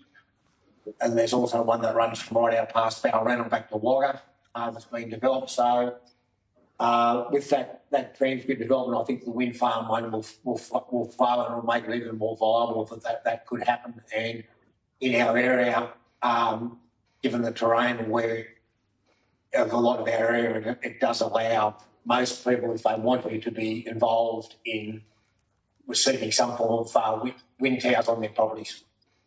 Thank you. Thank you. Steve, do you want to say something? Tom, I think, wanted to make a comment on that. Yeah, look, Broken Hill has 200 megawatts of wind power, 53 megawatts of solar power. We're getting a compressed air storage shortly, which will be able to store up to 1,600 megawatts of power and feed back into the grid. Some of the problems associated with trying to get revenue from wind farms, as David was explaining, it goes to the property owner first as opposed to councils. They're the people that they pay out. What councils can do is form voluntary planning agreements, and we've formed a voluntary planning agreement with Hydrostore, and they'll be providing about $3 million to the Broken Hill community over a 5-year period. So you can get money, but it is only short-term money. It's very difficult to raise revenues, particularly when these, for example, wind farms go on. It also affects your tourism in the area, and some of those other areas it will affect agriculture. So some of the benefits don't necessarily put you in front in the end. You sometimes are behind. Some of the other things, yeah, exactly. Some of the other things, for example, we just had a blackout here and we've got enough renewables to provide the city 10 times over. Without power, the benefits didn't flow on, and that's some of the problems there. So we're getting close to $1 billion spent on renewables with very little back to the community. Other than the Hydrostore, we've managed to get $3 million, and that'll be a real benefit to the community. So I suppose you do have your voluntary planning agreements, but there needs to be more done from a regulatory position, that if our communities take on and do the heavy lifting of having renewables, so that it mainly benefits your East Coast communities, that we do get some sort of revenue that's mandated by the state or federal government, so that we do have cheaper power supply prices, or we get a revenue for our councils to provide back to the community, because ultimately you don't see any wind turbines on Bondi Beach. Yeah, thanks. Okay, Steve, did you? Yeah, sorry, I just wanted to add to this, and I guess it's a caution, because a lot of the revenue that comes from, as David has explained, Tom, it tends to be for capital type improvements. And in a previous life, I was the general manager at Singleton Council from 2000 to 2008. And, you know, have a lot of mining activity in the area. Xstrata, Rio Tinto, they all ran community funds, pools of money that were available for the community. They worked closely with the council, but predominantly those monies went into capital investment in the community, which is really good. It gives some really nice, shiny new things for the community. But guess who has to pay for its upkeep? Right. Guess who has to foot the depreciation bill? So I guess it can cause problems, these exact sustainability problems we're talking about. The same goes for stimulus funding that came from the state and federal government with the natural disasters and COVID stimulus over the last 4 years or so. Most of it went into capital.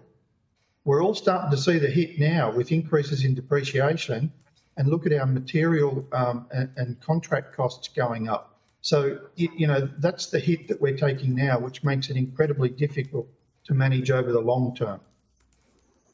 Thank you all. That's really helpful. And I guess what I'm taking from that is maybe there are some opportunities. There needs to be some stronger regulation, and there needs to be, no matter what way we look at any of this, an understanding of the ongoing maintenance and depreciation on any asset. Would that be fair to say?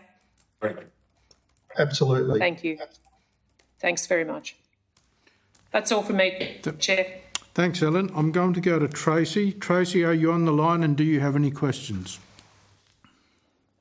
I don't have any questions. Yes, Chair, thank you. And given the fact that I appear to be losing my voice, I'd just like to say a huge thank you to the teams for their presentations. And in my previous in local government, I can fully understand all the concerns and the challenges that they're facing. So on that note, Chair, I'm in a listening capacity rather than a speaking capacity at this point in time. Okay, thanks, Tracy. I've got a question for all of the three councils, and I'd be curious in your response. Given that you're both what I would call outside of the, the CBDs out of Sydney, well outside of Sydney, are your regions growing? And if so, how are you dealing with residential growth if it is happening? I might go first, and David's more of a local than I, so he may add to it. Growth is minimal in both the main communities of Gundagai and Cootamundra. Yep. There is a challenge with housing provision within both communities. In Cootamundra's case, in the last 18 months or so, AMG, the Australian Meat Group, have invested substantial monies into a meat processing plant or an abattoir just outside Cootamundra. Yeah. They've brought some 300 plus workers into the community, a lot of them from the Palm Island scheme, and trying to satisfy accommodation needs has been incredibly challenging. And we understand that there's a DA, potentially a state significant DA, that's about to come to increase the operations again at the facility, but also to look at workers' accommodation as an ancillary to their operations on site, Donga style accommodation.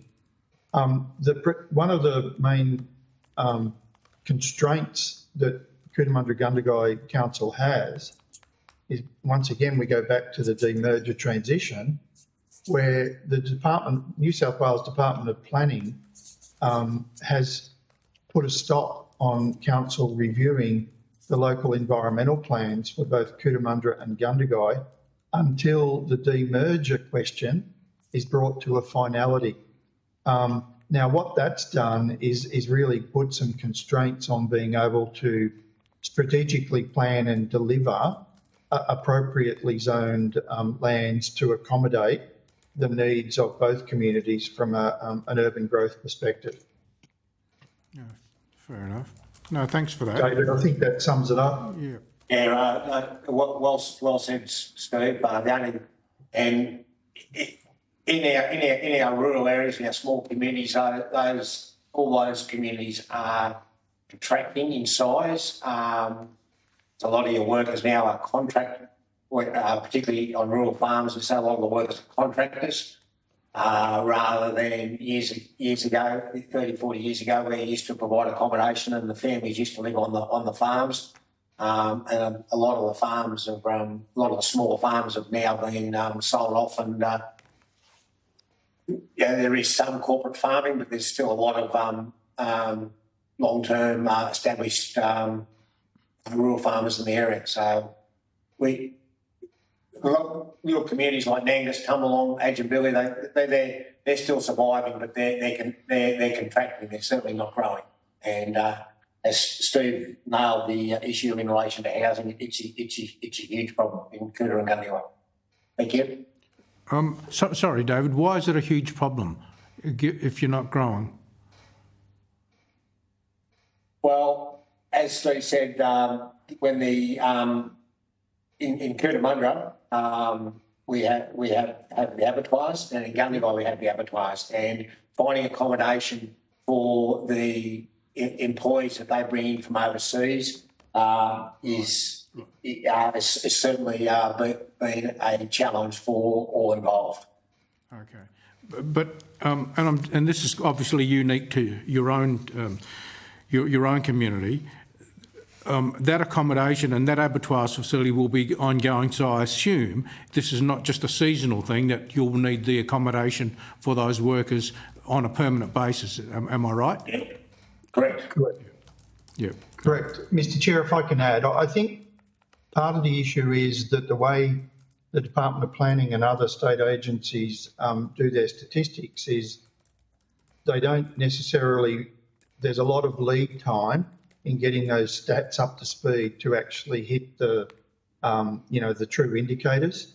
Yep. So it's not shown as well as it should. I'll give you an example. Murrumbidgee Local Health District have just gone through preparing a draft clinical services plan for the Cootamundra Hospital. We tried to influence some of their projections around what was happening with the growth in employment at AMG, but they were heavily reliant on the state statistics, and that doesn't necessarily reflect what's happening on the ground.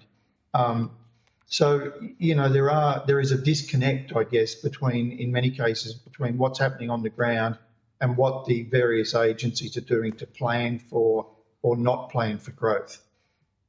Okay, thank you. Kirsten, did you want to comment about what's happening in Hay, and then I'll hand over to Tom to tell us what's happening in Broken Hill?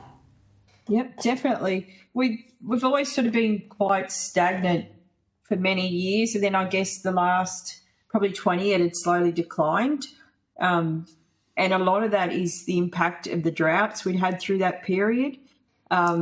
You've lost a lot of families off farms that, people that were managing or further down.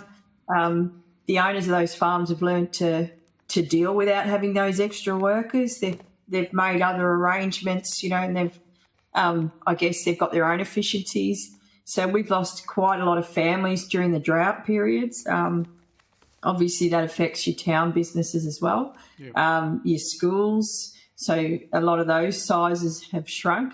And while we've lost a few, I'm probably talking about, maybe 500 to 600, which is a big impact in a small area.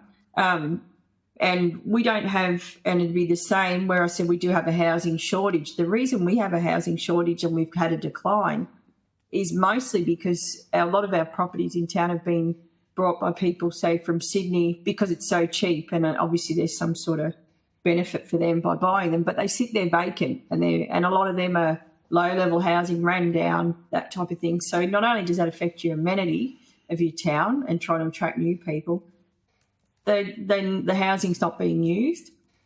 So you have quite a little bit of that happening as well, and I'm sure the other councils probably have that as well. So that's where we have an impact, even though, as I said, we have shrunk. We still do have that housing shortage. And I guess, and as I said, we've lost the ones off the farms. So I imagine those houses are still sitting out on farms, but they're not accessible to people within a town area. So that's really where our effect, I guess, has come from. Right now, as we said, with the renewables, so they're actually setting up a temporary camp south of the main town to house those people, because there's not that area within town. I mean, it does make it closer to where they're working, but we just don't have that to house them for the next 2 or 3 years. We don't have the space for that. So, and that's really what's happened. So we do have, it's a lower standard of housing, but we have a lot of vacant housing, which isn't accessible to town people. Yeah, that's interesting, actually. It seems that you've got a problem that you really shouldn't have, but anyway. Okay, Tom, what's happening in Broken Hill? Look, same issues. We're growing for the first time in probably 30 years. We're forecast to grow by another 3,000 or 4,000 people if the mining operations that are expected to happen do happen. We have a 0.6% vacancy on houses at the moment. We are landlocked, so we can't go any further. Same problems though. Some of those houses are not used, and that's a lot of those are investors who hold on to them, or family members who have someone's died and they haven't. They just keep the house for keeping the house. Some of the other things which is really important, and one is as far as planning goes. So we're forecast to grow by 3,000 or 4,000 people and need 700 additional houses to get up to what we'll need when that does happen. But the state planning bodies have us down to a population of 14,000 people in the coming years, which is not a reality. We're moving the opposite way, but a lot of the state government planning will go by that 14,000 person figure, which means that council will be left to pick up the services that will be needed for a population of 23,000 when the state government's putting in services of 14,000.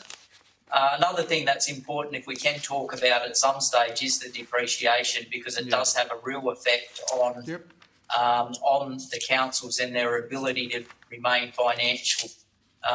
What we have found is some of the councils' assets were sold off, and sold off cheaply, not because they should have been, but because they didn't want to leave them on the asset register as a depreciation item, because it affected the ratios when it come to meeting state government obligations financially.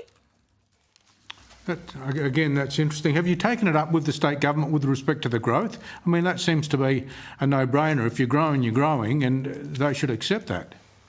Yeah, they should accept that. And we actually have the community cabinet in Broken Hill this morning and met with probably 7 or 8 ministers, which that exact item was brought up, and they will go back and look at it, and they think it's crazy that a bureaucracy will ignore what the reality is, but they go by a process, and the process is they see that it's an older population. They say, well, the older population will continue to age, which will mean that there will be a reduction, when in reality you've got young people coming in, the schools are growing, the hospitals growing, more mining, but they go off what their data says and the way they model it. So it will, hopefully it gets looked at, because if it's not looked at, then it will affect regional communities well before it affects places like Sydney that are growing. If we're seen to be ageing, we're seen to forecast lower populations,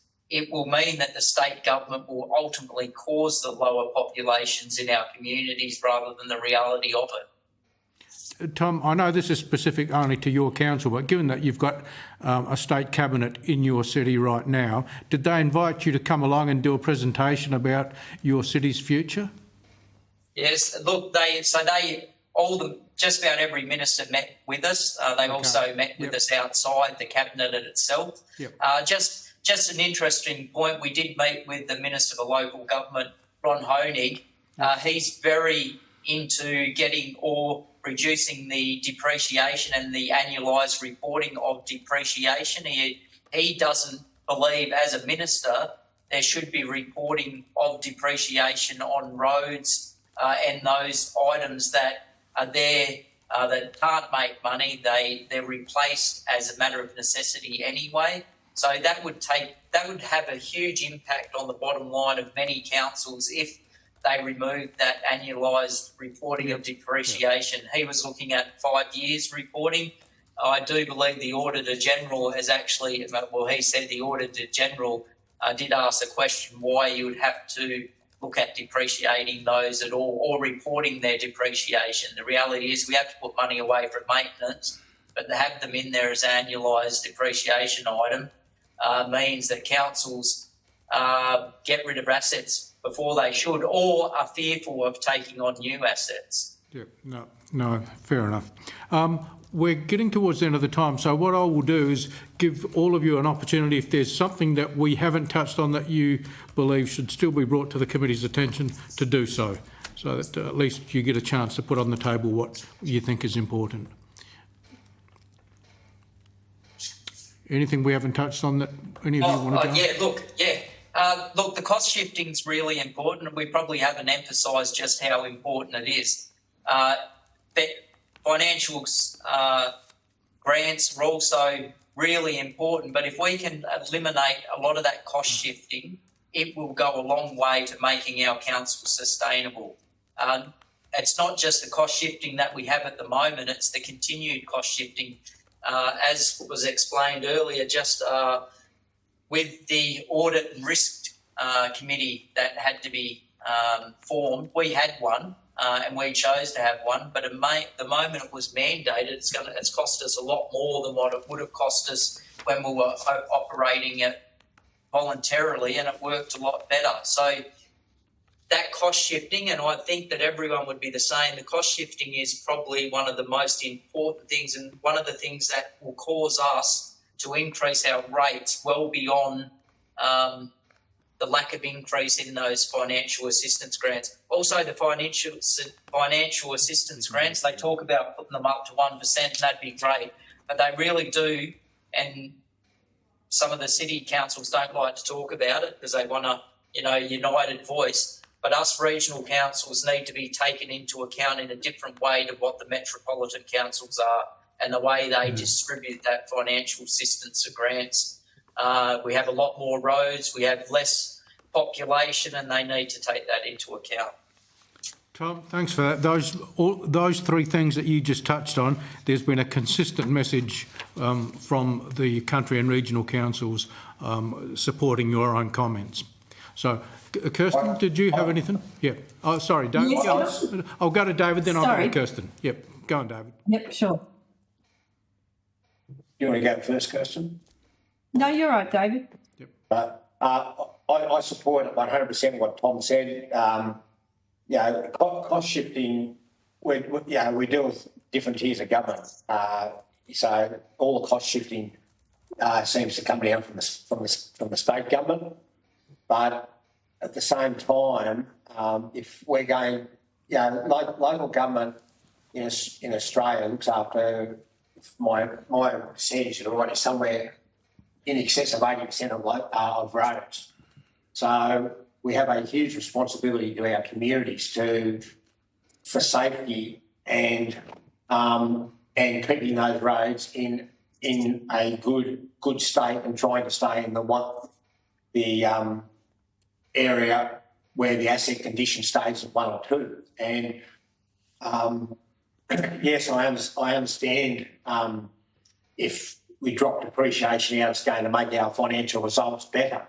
But then I still ask myself the question: where is the money going to come from to keep our roads and our infrastructure up to speed? Because basically, if you're able to run a balanced budget, well, the amount of the depreciation cost is spent on upgrading and improving your infrastructure. So there needs to be a reality. To me, fags need to be looked at as two: regional and rural and urban. And it would be fantastic to see an increase in allocation of fags into the rural and regional areas. Thank you. Kirsten? And Kirsten, if you don't mind, just to continue the theme around cost shifting, I've got one thing to add. Yep. Mr. Chair, 20 years ago, 2004, the federal government conducted a cost shifting inquiry. And if I remember correctly, it was the Hawker inquiry. I was part of one of 7 general managers, CEOs from across Australia. I represented New South Wales. And I can remember sitting in a meeting room in Melbourne with the Secretariat of the Hawker inquiry, and the chair of that inquiry. And we spent half a day with them questioning and exploring issues. The fundamental problem was that the states were not at the table. And I think that's been a problem, that whilst there's been, I guess, a bit of a demonstrated desire by the federal government to look at it, the states haven't necessarily been at the table. The other thing that I would say, and this is my idealistic approach to it, if you look at how the asset responsibilities are split between the 3 levels of government, and you look at the rate or tax raising capabilities of the 3 levels of government, they don't match. And I think, my idealistic persona says taking a step back and having a fresh look at how we finance the 3 levels of government based on the responsibilities they have is probably missing from the equation. Thank you. Thank you. Okay, lastly, Kirsten, I'll hand over to you. Sure. And this is still on the cost shifting as well. We sort of know the newer ones, but to think about the effects of I guess you call them historical cost shifting. So ones like your noxious weeds, your library, we still get the same amount of funding for weeds that we've had forever. We get 30,000 a year. We spend over 100,000 a year. ourselves. So there's those ones that we've had, and it's never increased the contribution from state government. Library services are another one. Our contribution from the state libraries is 70,000. It costs us over 350,000 to run those. So they're sort of, I guess you'd call them historical cost shifting. They're ones that come across to councils probably 30, 35 years ago, or around that time, and the subsidies really haven't matched, and councils are putting more and more into those as well. So they're just another one to think of with the cost shifting, is the historical ones. Aerodromes are probably another one that came across to councils many years ago, and probably each of you, but I imagine Broken Hill, put a lot of funding into their aerodromes and just their transport in general. Thank you for that. Once again, I thank all of you for appearing before the committee today and for the evidence you've provided, and also for your written submissions. I don't think you've been asked for any additional information, but if there's anything you want to add to one of the responses of today, please feel free to do so by sending it to us by the 22nd of November, if that is possible. You will be sent a copy of the transcript of your evidence to the committee today. Again, if you feel there's any corrections needed to be made to that, feel free to do so. But again, do it by the 22nd of November if you can. With that, thank you very much again for your appearance and for your submissions. Thank you. Thank you. Thank you. All right, thank you for your time. Thank you. Thank you. Very good. I now welcome to the hearing the Country Mayors Association representatives and the Central New South Wales Joint Organisation representatives. Now, do we have them online? Yeah, Russell Fitzpatrick here, one of the Country Mayors Association representatives. I don't know whether Russell Webb, the other one, Mayor of Tamworth, is online yet. So we've got Russell online, and I thought we had someone else online just a moment ago. Yes, I am online. It's Jenny Bennett here, but my camera seems to have got sick of the side of me and it's switched off, so I'll try and get it working in the background. Okay. Jenny, we can hear you, so you're online. Is there anyone else that I need to... There we are. Yes, Kent Boyd, also with Jenny. Kent, thank you. Okay, I'll just go through a formality here. For the Hansard record, I mean, you've just given us your name, so I'm not going to ask you to repeat that. Although the committee doesn't require you to give evidence under oath, I should advise you that this hearing is a legal proceeding of the Parliament and therefore has the same standing as proceedings of the respective houses. The giving of false or misleading evidence is a serious matter and may be regarded as a contempt of Parliament. The evidence given today will be recorded by Hansard and attracts parliamentary privilege. As with the other sessions we've had, if you would like to make a brief opening statement, we'll then proceed to a discussion. And again, I don't really mind who wants to go first, if any of you do, but I'll kick over to you guys. Yeah, Russell Fitzpatrick from the Country Mayors Association. I'm happy to go first, if you like. Go, Russell. Country Mayors, we basically rest on our submission. It's pretty comprehensive, our submission, covering several areas around accounting standards, not only that, but the position of our regional councils right across the board. And I'd like to draw a divide between the general fund and our sewer and water funds. It's our general fund where the problem is, which is where we apply our financial assistance grants, or actually to get our everyday operations going. And it's in the operation area that everyone's having trouble, and part of that is that they don't have the ability to raise the revenue necessary. And when they do, we have significant rate rises from 30 to 60% lately in the last 5 years, right across several councils, and more to come possibly. It's deterring people from being involved in local government because people are just running on an agenda now. We don't want any more rate rises and getting elected to council. So you're getting positions now where assets won't be maintained right across local government because people are too scared or afraid to make rate rises that are needed to sustain their assets. Country mayors, the 85 in 2023 had $74 billion worth of assets. Their general rate income to service that was just on $2.1 billion. It's horrendous that they can try and service $73 billion on that, and mainly roads. So roads infrastructure in that, and the Gradden report, actually, Gradden Institute report says quite clearly what we need, funding we need for for regional and country roads. So unless we get the 1% back, we believe most of our councils will end up basically not insolvent, but they can't even meet their depreciation, their profit and loss statement from their rates base at the present time. In June 2023, total across 84 regional and country councils, the combined losses before capital grants was $130 million. Some operated at a profit, acknowledge that, some operated at loss. But it was combined, it's a loss of $130 million after when capital grants are excluded. So I think that shows you where the picture's at. The operational income and the own source revenue is insufficient to meet their operation costs. As simple as that. Thank you. Thanks, Russell. Jenny, did you want to go next? Yeah, just quickly, everything Russell said, 100%. But I suppose what I've seen from my 20 years in local government in New South Wales is it's endemic and ongoing, and we just don't know when it's going to stop. So I think, I heard some people speaking and talking about all the way back to libraries being gifted to us. Two recent decisions, the crematoria decision in recent months that's been impacting councils. One of our councils has estimated that as at least $450,000 a year. It's a metro-centric decision for Rookwood that has impacts for all regional councils, which the agency itself says, we didn't really think about regional New South Wales when we made that decision. So, it's endemic, it's ongoing, it impacts regional councils more so than others.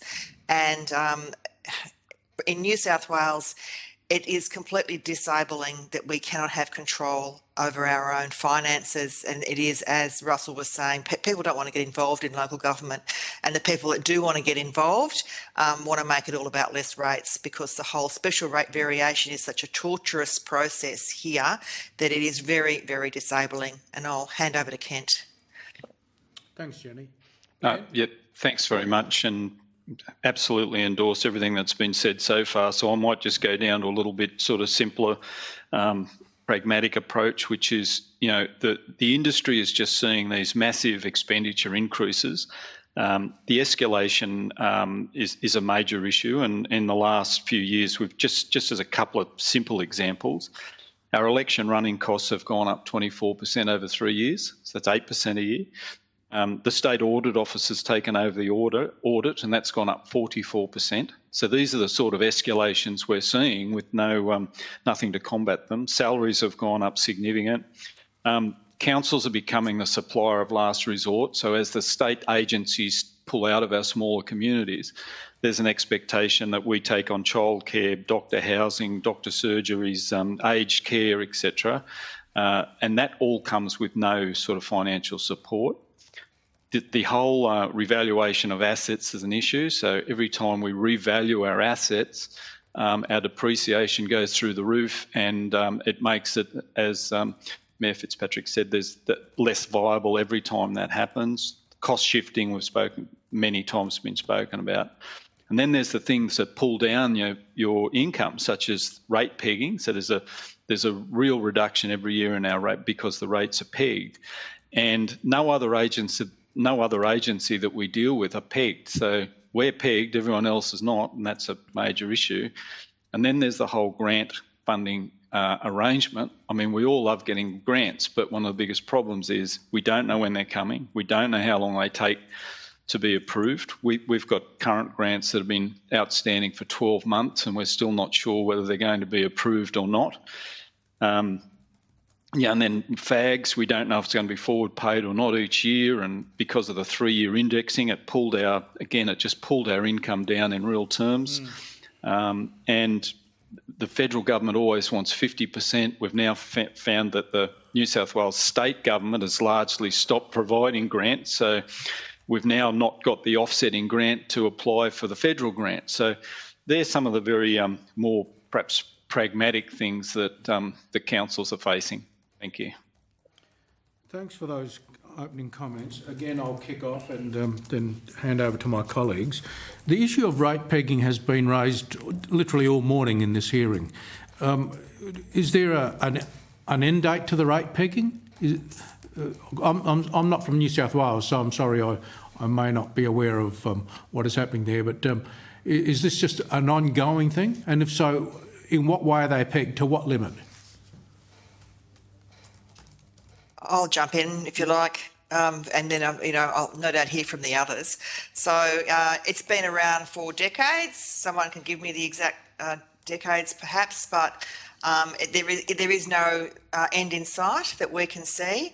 And it's not just the rate peg itself, but it's the size of the rate peg, where somehow IPART is able to find a much smaller number for council rate pegs to go up, as against, say, Water New South Wales, whose current licensing arrangements are coming out and looking like a 5-fold increase. So somehow, I don't know how the magic of IPART in New South Wales is supposed to be an independent pricing tribunal. However, if it's a state-owned corporation, somehow the prices can go up, and somehow for councils, they never seem to meet our rising costs. Yeah, so I'm not sure how long, Russell Fitzpatrick again, I'm not sure how long rate pegging's been in, but I've been on council since 2009, was here before that. And some of the silly decisions recently, 3 years ago, Ken, I might be right, we had a 0.7 IPART, but inflation was actually running at 5%.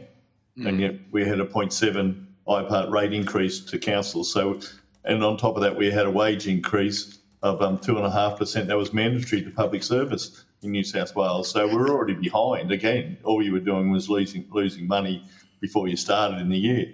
IPART previously, or just changing the methodology now, I think you might have heard these earlier in the early submissions that I was involved in, that they've changed it now. It was basically previously on CPI, which was a lag situation. Now they're looking at a more approach where they're taking consumer price index figures into account and trying to change it. This year's rate peg's 4.7 or there for most councils, which is probably not too far off the mark, but it's still probably under what the real costs are to us, because on top of the public service has been increased even further, wages have been increased further, so has the superannuation issue.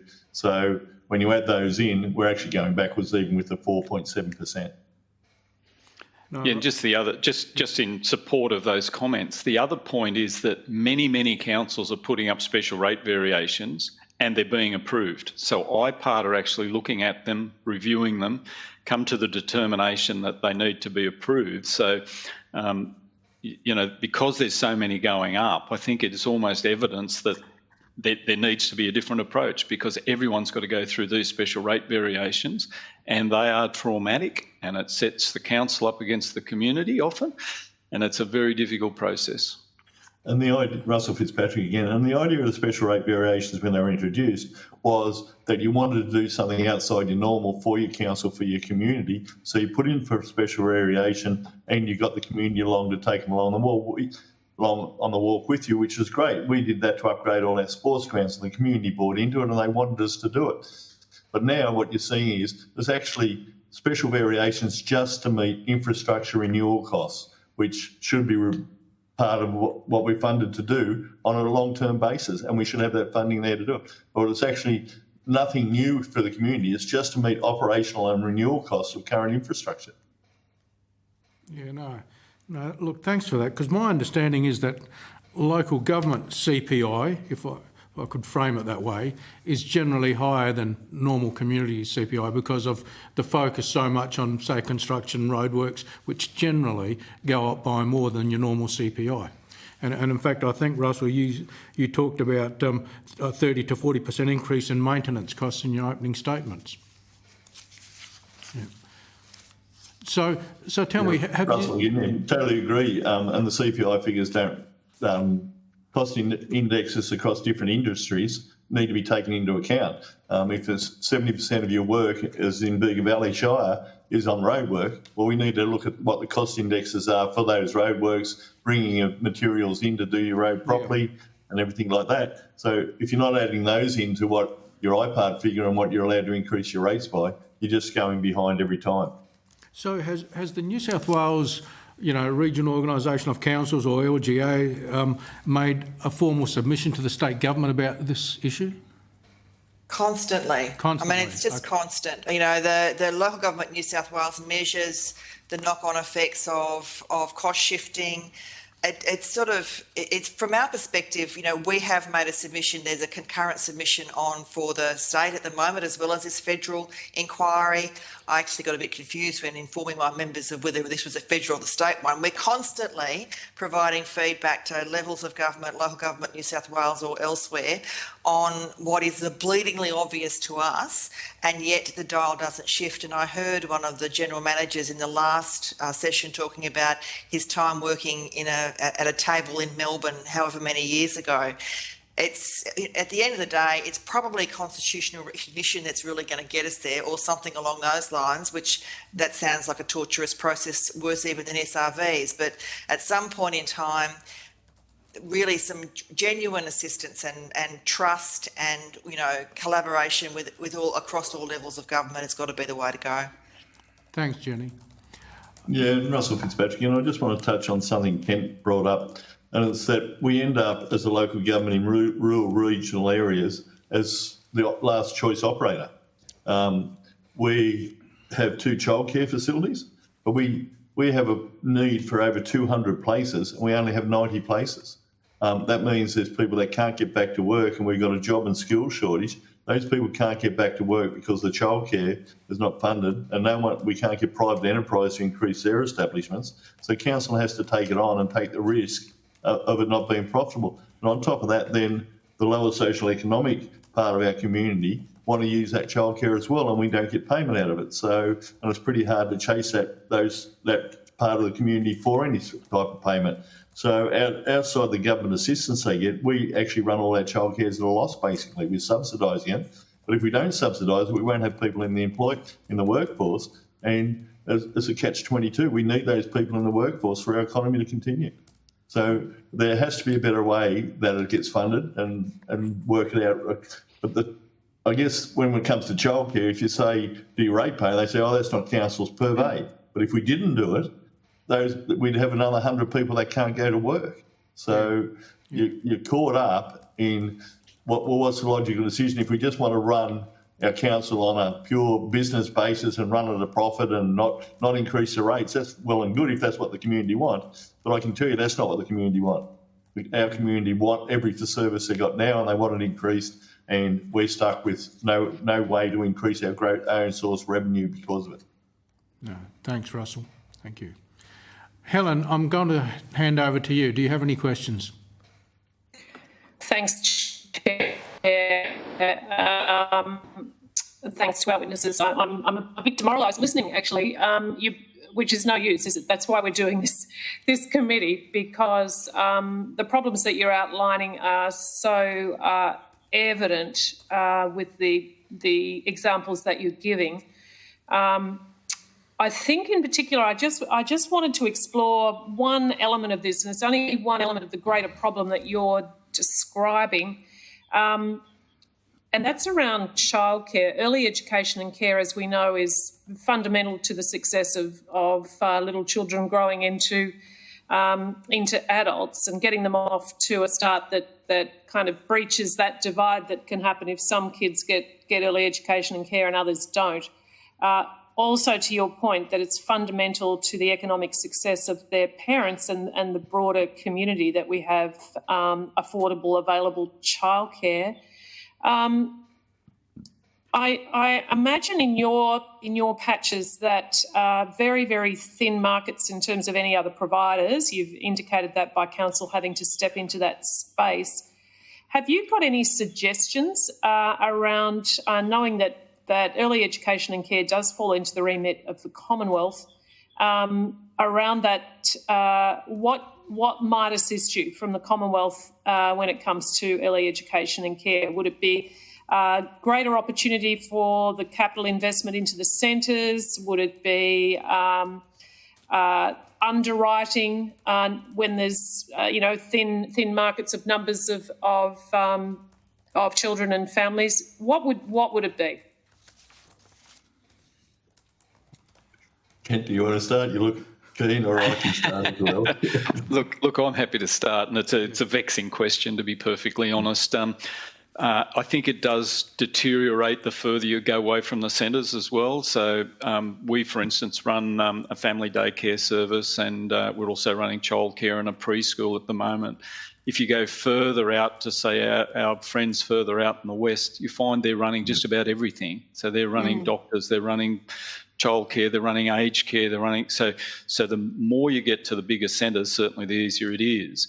But it's all about the viability of the service, I think. It's so thin with the margins at the moment. You know, each year we fight to balance our budget to make it viable and not viable. And of course, if it's not viable and it's being topped up, for a better word, from the community, that's not a good thing because people frown upon us for doing that. So, and we've got to have competitive neutrality with all the other services. So it is a vexing question, but it really, at the end of the day, I think it comes down to the economic viability of running these and to have the people there to run them. That's the double-edged sword, I think. Yeah, just continuing on what Ken... So in Bega Valley, we've actually had a total review of our childcare service. We worked out that if you didn't have 70 placements, you couldn't make it a financially viable operation. We have 2 that are both under that. We're struggling to make them viable. But if we can actually work a capital extension, and that's where we need all levels of government to come together, state government to come together at Crown Lands to provide the land, and then council look at how they can fund it. But if we can't get to that level, it's not viable. But in saying that, then you've got to come back to the age groups and the staff levels needed at that, and then the wages in the childcare sector is not real great. So trying to attract workers and the ratios you need, like between 3 to 5, you need 4 staff per child, or 1 staff for every 4 child. When they're 2 or less, you need 1 staff member to 2 children. So it creates a whole thing. So you end up losing out because you can't get the childcare. You can't get the people to work in the childcare because the wages are not high enough, and then the ratios come down. So that actually then limits your number you can actually have because you haven't got the staff to meet those ratios and you're outside the operational requirements. So, yeah, it's a very complex situation, but nothing that shouldn't be able to be solved if we really want to be serious. Thanks, Russell. Thanks, Jenny. Yeah, please do. Well, I was going to say, I think there's a real role, and maybe this is where you might start, in giving consideration to concierge-style funding rather than putting up a big program. Everyone's got to apply for it. You know, there's all big conversations around rorting, and so we've got to have everything's got to be played by the rules, and all the bureaucrats tend to say no before yes because they want to make sure that it's all squared away. And people put in thousands and thousands of applications and only 100 get funded and all that sort of nonsense. There's an opportunity for a concierge-style service where the bureaucracy actually works with individual communities based on their remoteness on what services they need. Start with childcare, maybe aged care is another one. We're seeing west of the divide in New South Wales, the big aged care providers are all withdrawing. So, you know, sit down and say with the community, what is it? Do you need a bigger building? Do you need some assistance with funding? Do you need some assistance with attraction of skills or growing your own health workforce? A concierge-style service would be so much better than what we've got at the moment, which is these massive funding programs that are just so expensive to run, ridiculously expensive to run. You know, we do lots of grants, and so do all of our councils. We've had to do things like 3 different levels of financial reporting for the one funding program. You know, it's really crazy, and two levels of auditing for the one, you know, for disaster stuff. So state and federal auditing, it just goes on and on. It's quite mad. So if we did try and take, even with just these sort of, you know, services for, say, childcare and aged services, just try and do it a different way. Jenny, thank you for offering a different perspective there. Have you got any examples where there is such a concierge service? Because I think what you're really talking about then is context-specific, place-based responses. Is there anywhere else within the Commonwealth suite that a concierge service does exist, or would this be a whole new approach? I am unaware. You might do concierge-style stuff maybe in your economic development space, potentially. I'm unaware of where you're doing concierge. Right. There's a little bit of it going on in New South Wales, but again, it's always limited by finances. It starts out, concierge services start out being perfectly designed for a bit of financial rollout, but then if you're talking about what it's going to look like across your whole footprint, that's going to be a challenge. But if you address that challenge up front, you know, rather than, we're going to do pilot and rollout. When we get to rollout, oops, we haven't got enough money, and so we're going to try and spread a welcome experience across, 8 of 11 councils in central New South Wales as a concierge service, and it's not going to work at all, which is what the New South Wales government has just done in our region. So it is because they, you do pilot and roll out without thinking what the financial implications of rollout are. Thanks, Jenny. Kent, you mentioned, I think it was you, Kent, mentioned family daycare, and that's a model of early education and care that has diminished a lot post-COVID, and many people from that sector tell me part of the problem is they can't meet the quality standards and safety standards for fitting out their own home.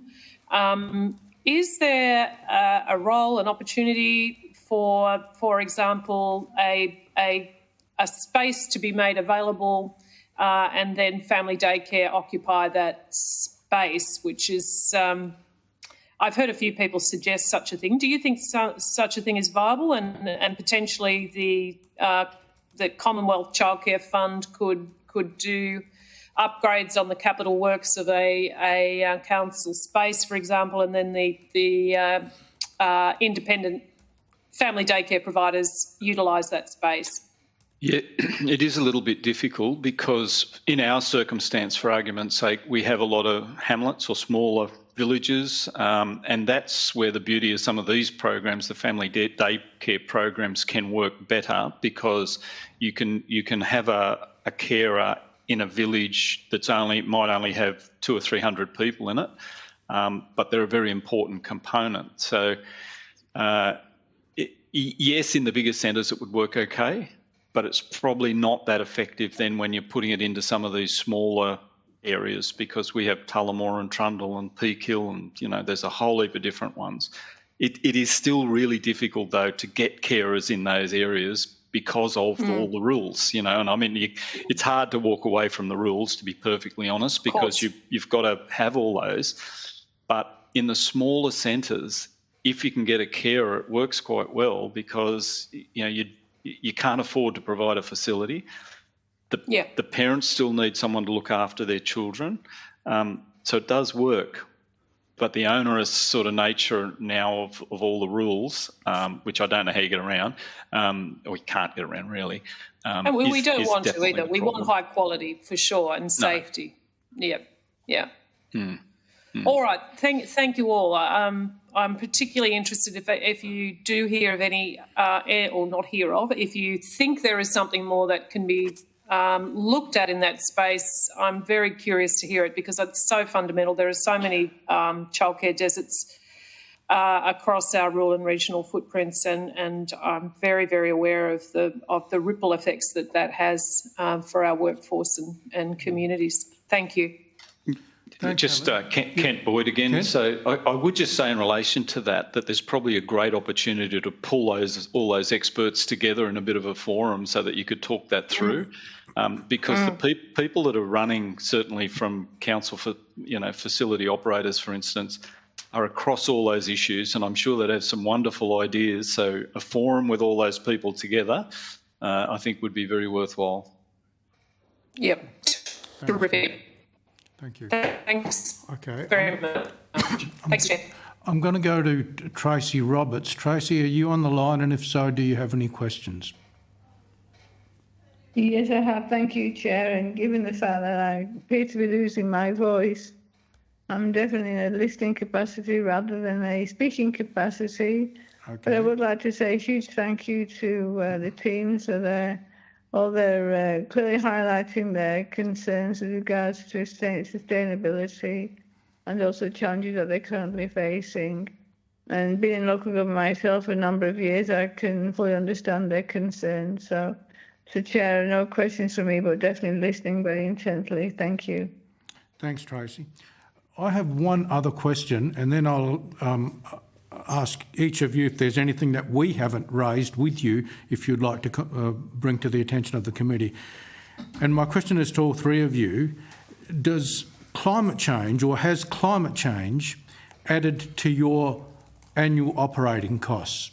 And I ask that question because in the last round of hearings that we had, we were looking at road infrastructure around the country, which had been badly affected by floods and so on. And so my question is, has climate change in any way directly on an annual basis now impacted on your annual running costs? And again, Russell, perhaps if you want to kick off. Yeah, Russell again. I'm happy to kick off. Defining climate change, and like we've had, well, as you all know, the 2019-20 bushfires in the Bega Valley were horrendous right across 3 local government areas down here. The amount of climate change action that could have been done, it comes back to some of our rules and regulations and our enforcement around it. I argue at the present time in the Bega River when we have flooding, we're getting higher flooding, but the river's been siltation. The siltation in the river has increased dramatically as well. So yes, we take climate change pretty seriously in the Bega Valley. We've had a great southern low that took out some walls that were Castle Wharf cost $7 million to fix up after that from a great southern low sea rise. We look at it all the time right through everything, and we're building our roads to a better standard today than what they were built, the ones that were damaged. And that's the hardest part for a local government, is to build things back better. We all talk about build back better, but still at the moment we've got some mitigation funding, but it's nowhere near enough to do the right mitigation and to work to build things back better as well. So, and that could be lifting bridge heights currently. Under the New South Wales Disaster Recovery Program, you only get to replace what was already there. So you go and do the work and the community tell you you're stupid because we know it's just going to get washed away again, when at that time, and there seems to be a lack of trust, to be honest, between local government and state government when it comes to addressing those issues on site. The bureaucrats or whatever will say, well, you've got to provide the evidence of that. So next thing, then you just, it just doesn't happen. You put back what's there and just try and get on with it to get your community restored, when we should be taking that action at the right time. It doesn't occur. As for climate change, we're taking it pretty seriously. We've got a climate policy, and it's very hard right across the board because you've got so many factors contributing into it. But yeah, our roads are a big issue. Our sewage treatment plants are a big issue. They go out into the ocean in the Bega Valley, which is not the greatest outcome, but it's a better outcome than being on the beach where it currently goes. So we have all those sort of issues that we've got to address. But again, they come to huge capital costs, and who's going to foot the bill? Thank you. Jenny, did you want to comment at all about that? I'm sure Kemp will speak to this as well. Climate change absolutely causes massive disasters in our region. I've just was looking at some funding modelling only yesterday, and in fact our region has had some really significant infrastructure challenges, top of the pile, even though we hear a lot about what happened to the houses in Lismore. The things like roads, water infrastructure and those sorts of things has been massive in our region. We've got communities that are still inaccessible, like Walgan Valley, for example. Any sort of water infrastructure that gets destroyed in a natural disaster isn't applicable for natural disaster funding because it's regarded as a business when it's not. It's a community service obligation to provide potable water to a community, and somehow that's regarded as a business in the system, and it really needs to change. If you good folk do one thing, if you could change that particular element in the funding framework, that would be extremely helpful because it's affected a number of our communities, and I know Kent will be able to speak to that. And the other thing around climate change is the consideration of drought in the frameworks in Australia. Drought is not considered as a natural disaster, and it is a natural, well, certainly it's a climate change affected disaster, and consequently it doesn't get the same type of attention as natural disasters do, and I don't think we're doing well enough, and we really need to think about how we're tackling drought, because at the end of the day, in New South Wales, certainly in the last major drought, there was a lot of communities that nearly went to the wall. All of the structures failed. The governance arrangements were not there. The funding arrangements were not there. The regulators weren't there. I was on a phone call with 80 people talking about the management of drought, and I asked all of the bureaucrats on the line, who is responsible for the communities of Orange and Bathurst on the unregulated Macquarie? And the answer was no one, right? So we just don't have the systems in place to manage these things. I'm going to say it's getting better. I hope it's getting better. We haven't pressure tested it through a drought yet, but urban water is poorly considered in all frameworks in Australia, and it's something that really needs. My second request, after you sort the funding for natural disaster affected infrastructure for water, is to really give some thought to urban water in all the frameworks, guys. We do it so badly as a nation. We have to do better. Thanks, Jenny. Ken? Support those comments entirely. And our region in the November 22 disasters, I think there was something like $25 million worth of damage to water and sewer assets, which all remain unfunded. So we don't know how we're going to get those fixed. It's obviously beyond the capability of small councils. And we're currently negotiating with the New South Wales government to try and get that. But that's a major problem. And as Jenny said, I think the more we can put into resilience, the better off we will be. And perhaps some very pragmatic examples. With the changes of the Australian rainfall and runoff, the intensities have now been increased. The structure sizes are all now larger. And somehow where we were building a culvert X size, they're now 2X size. So the infrastructure in a lot of places have doubled. And it's really just completely unaffordable for us. So we're looking at policies like let's put a culvert in and make it expandable rather than try and do it up front, because we just can't afford to do it. So we are absolutely compromising our infrastructure as it goes in, just because we can't afford the magnitude of the upgrade because of the new rainfall and runoff guidelines. And that's across all areas of government, but we are definitely seeing much more intense storms, longer drier periods, hotter. Everything that's been predicted is coming to fruition. Thanks, Ken. Okay, we're just about out of time. Any closing comments before I wrap up? Yeah, I'd just like to, Russell Fitzpatrick, I'd just like to close with a couple of things, mainly from our small regional, really small councils. So when a federal grant opens and they've got to have 50% matching, their only chance to get that is to get the other 50% from the state government. They will not have any cash themselves. So the timelines of grant applications have actually got to start working together between Fed and state. Otherwise, these councils will never get any of those grants, because the time lapses, the period that they're open for, must correspond with each other. If they don't, if there's one thing that the small councils need, is they need those grants to correspond, and the purpose is to correspond with each, so that they can put in for the 50% initially from the federal government and then ask for the state for the commitment of the 50. They will never have the cash resources based on their rate base to actually contribute cash to it themselves from own source revenue. So if you can do one thing, try and align those grants together for those. I think for your financial assistance grants, you're going to keep hearing 1% from everyone who presents to you. But even if there was a progress to increase that over a 4-year period, from the current 0.5 to 0.6 to 0.7, if it's a Treasury problem like that, at least look at a stepping stone to get it back to 1%, so that we can do our long-term financial plans. We have to do a long-term financial plan for 10 years in every council, yet most of us only got 4 years funding. I don't know how you do a long-term financial plan when you don't even know what funding is going to be coming in beyond 4 years. So we have to do that and guarantee that that's going to be adhered by when we haven't got the income stream guaranteed ourselves. So all our programs only run for 2 or 3 years. Our fundings, our roads to recovery, I think it's out now for 4 years. Ken, you might correct me if I'm wrong. We've just been announced. But even that's a fixed figure that's been announced. Now we're going to have cost increases that, while it was a great announcement, we think we're going to get more. By the end of the 4 years, we'll probably have less than what we would have got if it was indexed up. So there's a lot of issues to be looking around our grants, especially for our small councils. Thank you very much for the opportunity. I refer you all to the recommendations of the Country Mayors Association. They're wide and varied because we cover 84 different councils from different sizes right across country New South Wales. So I recommend those recommendations to you. Thank you. Thanks, Russell. Thanks, Russell. Jenny, did you want to make any closing comments? No, thank you. I'll let Ken do the speaking for the JO. Thank you.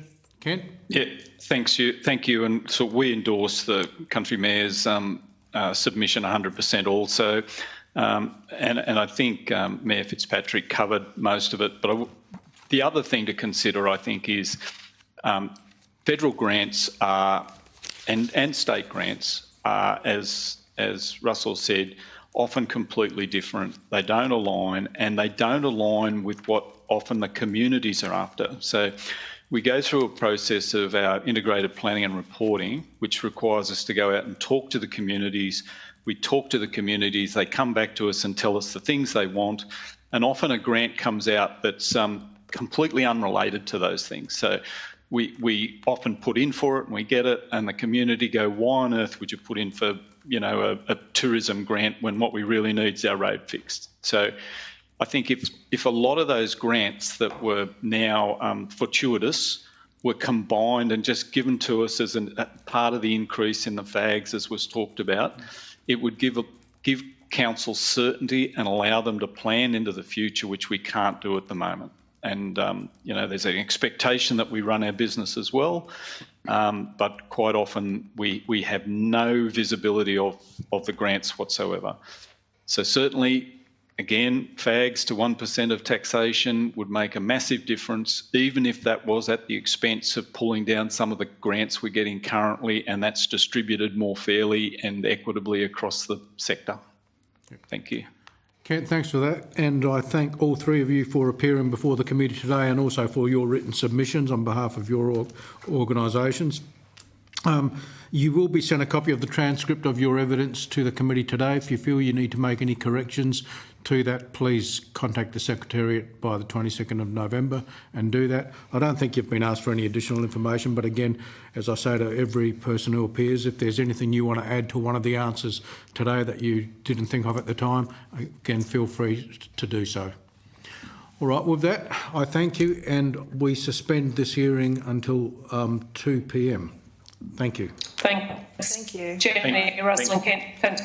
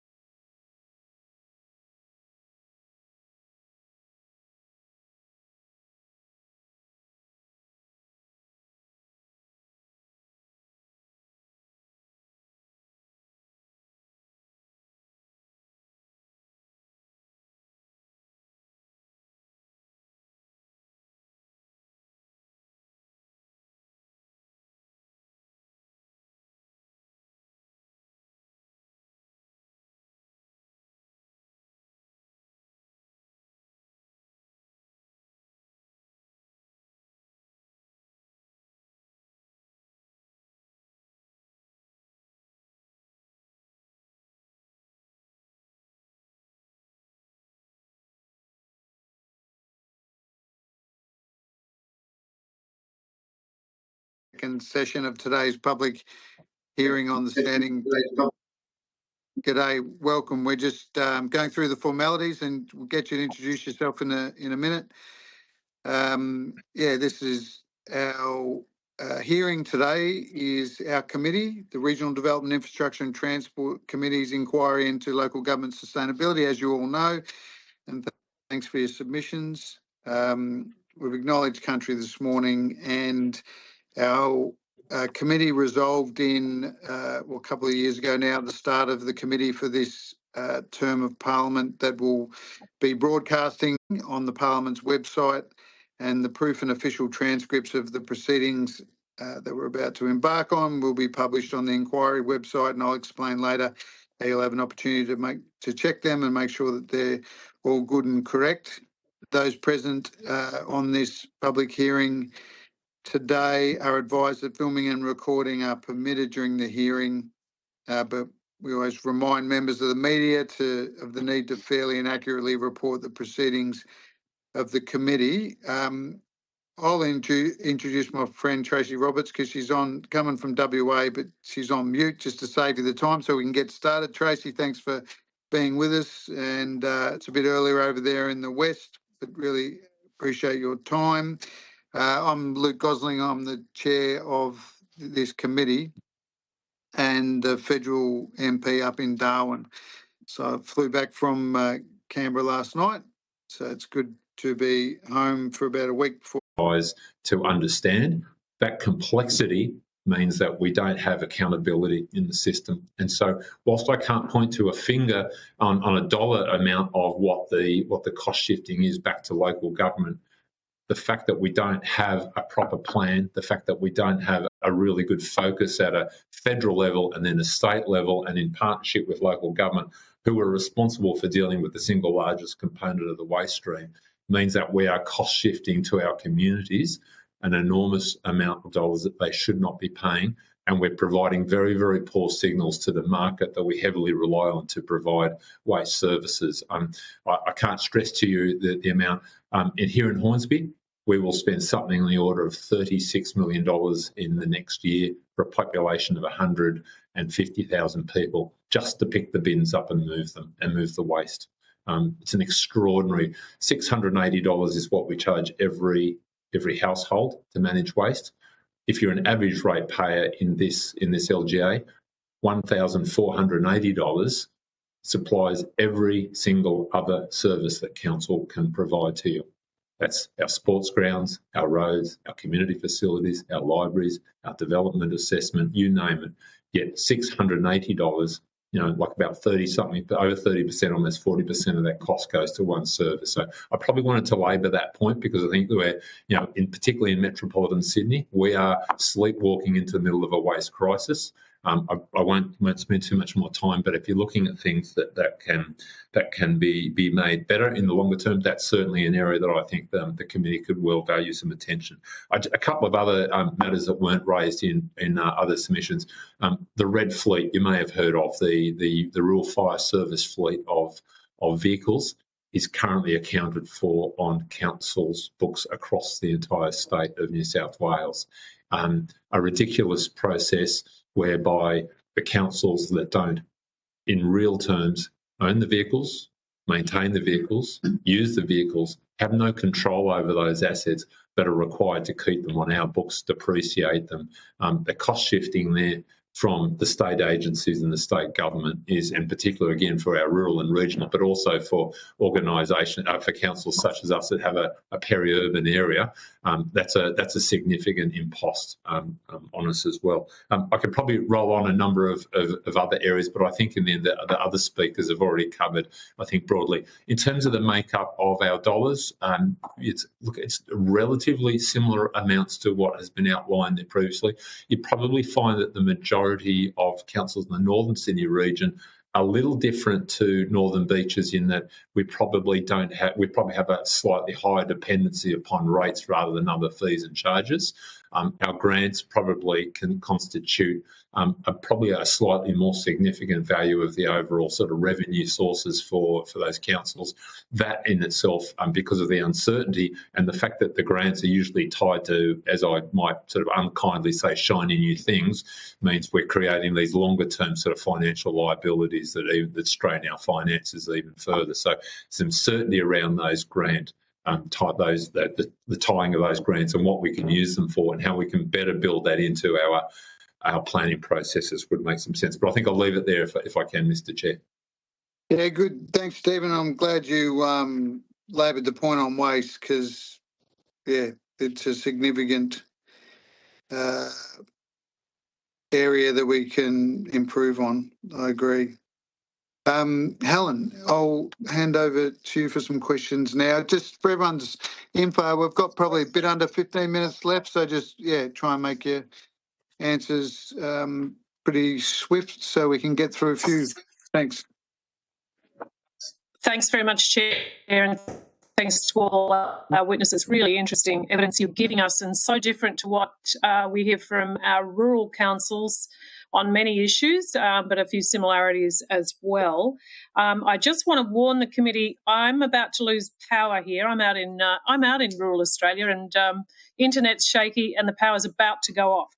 I noticed in your recommendations from your submission that you were calling for more intergovernmental engagement with local governments to align programs, grants, and so on. I'm just wondering if you could expand on that a little bit, bearing in mind really what I suppose are the competitive grant rounds that come from the Commonwealth, often requiring a 50% split of costs, how they line up with state government and indeed impacts of, let's call them election commitment type grants.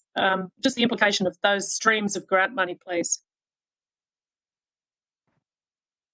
I'd be happy to provide a response, Chair, and Ms Haynes, if you'd like. I might just turn attention to the election commitments process. We respect absolutely the decisions of government to make election commitments. The challenge for us, and I'll speak from probably just personal experience here, is that election commitments are often made on assets that are community assets, often which often sit within the purview of local government, without due consideration to our needs or the entire community's priorities at a point in time. And so, for instance, this council has been the very lucky recipient, or sorry, I should say some user groups have been the very lucky recipient of significant sums of money for upgraded facilities. And I don't deny for one second that those upgrades were very, very valuable. But there was never any consideration of our capacity to ensure the longer term maintenance, or that we could enforce agreements which would mean that the user groups would need to take some accountability for the longer term depreciation and maintenance of those assets going forward. So a number of sporting grounds and sporting facilities have fallen into that area across the Northern Sydney region. We need those upgrades, but we've not been able to target them necessarily at the place of greatest need. They've often been more at the behest of the local member, and that's what we'd like to see is that there should be an absolute engagement process with local government before those commitments are being made, so that we can direct them to the areas of greatest need, and that they can fit in with our longer term funding ability, rather than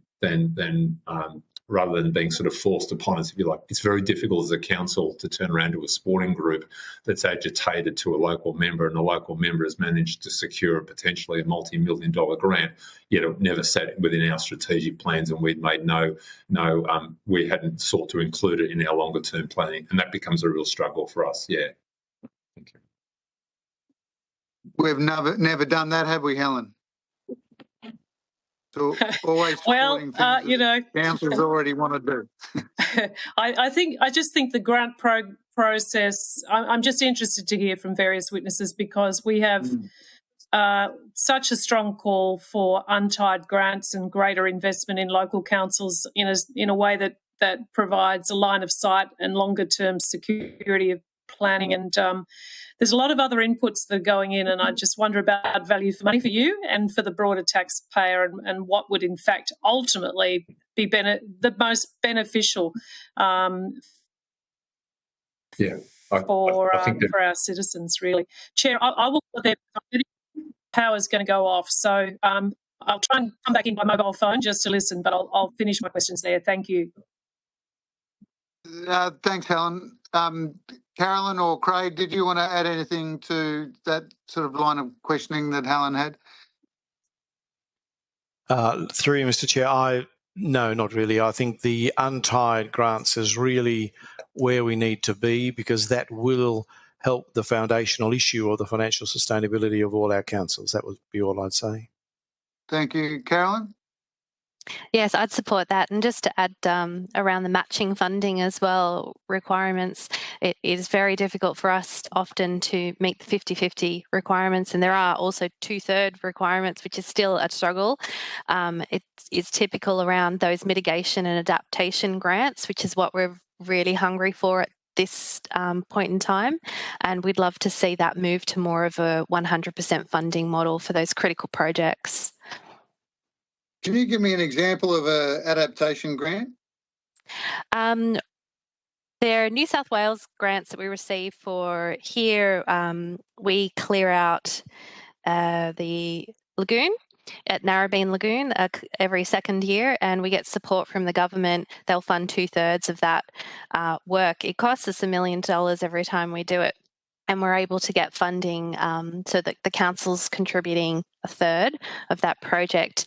That sort of thing is scheduled, and we know it's happening, and we can plan for that, and it's $1 million, but it's these larger adaptation projects that we seem to need, really probably more in the betterment space around the resilience of our community, that we would love to see less matching grants.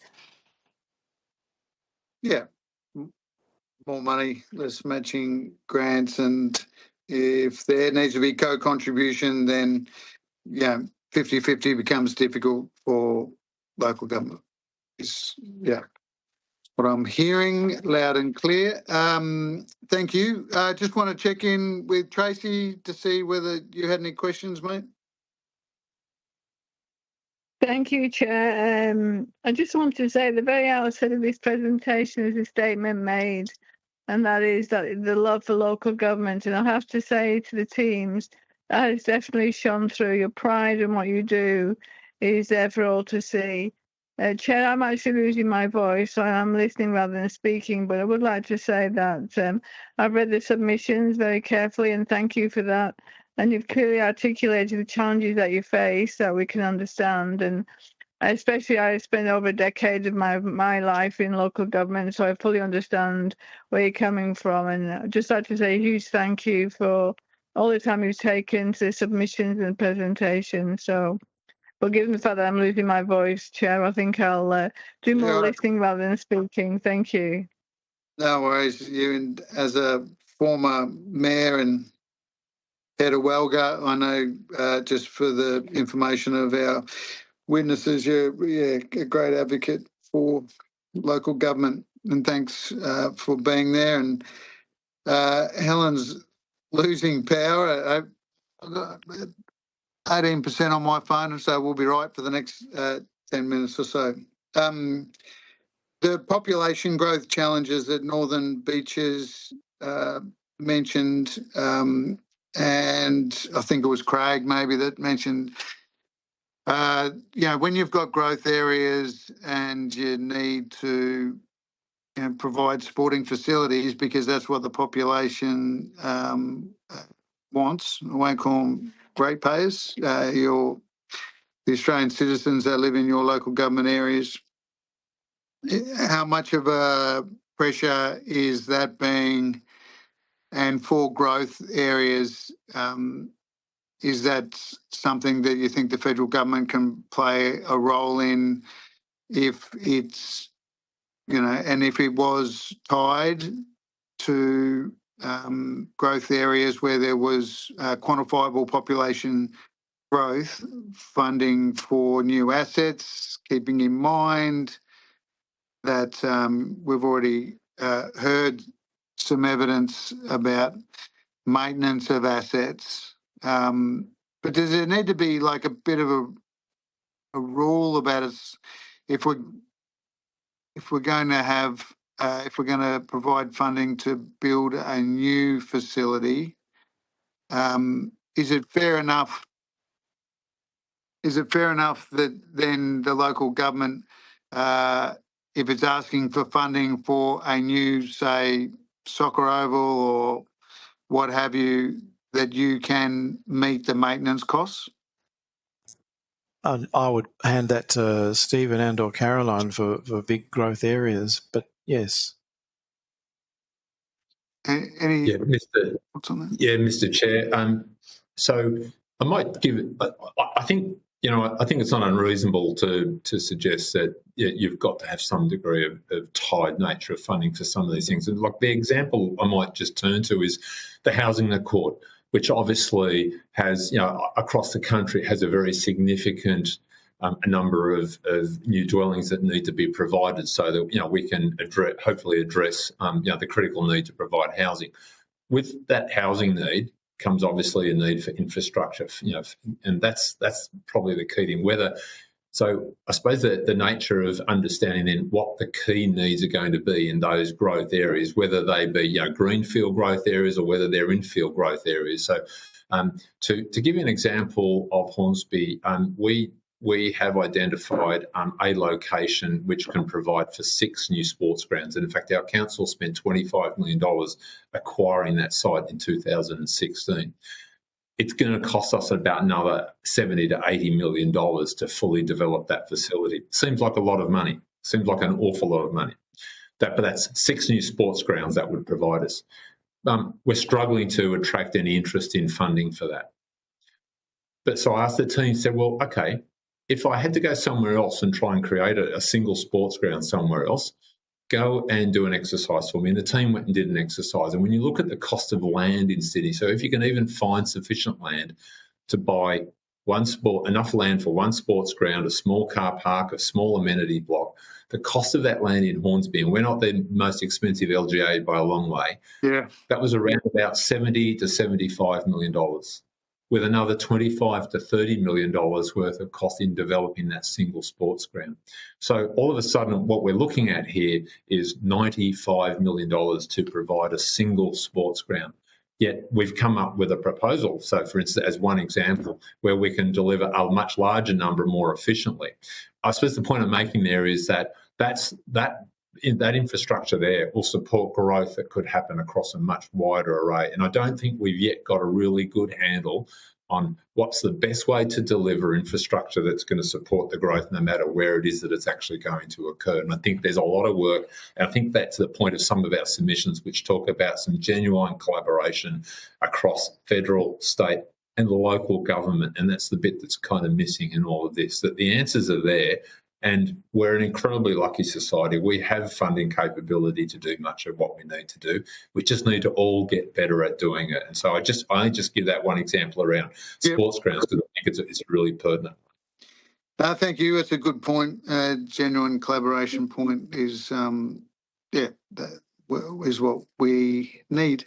And it's been 20 years since the financial sustainability of local governments been looked at, but it's obviously important to us. That's why we've embarked on this this inquiry. We've only got a few minutes left, but any final thoughts? We'll start south and head north.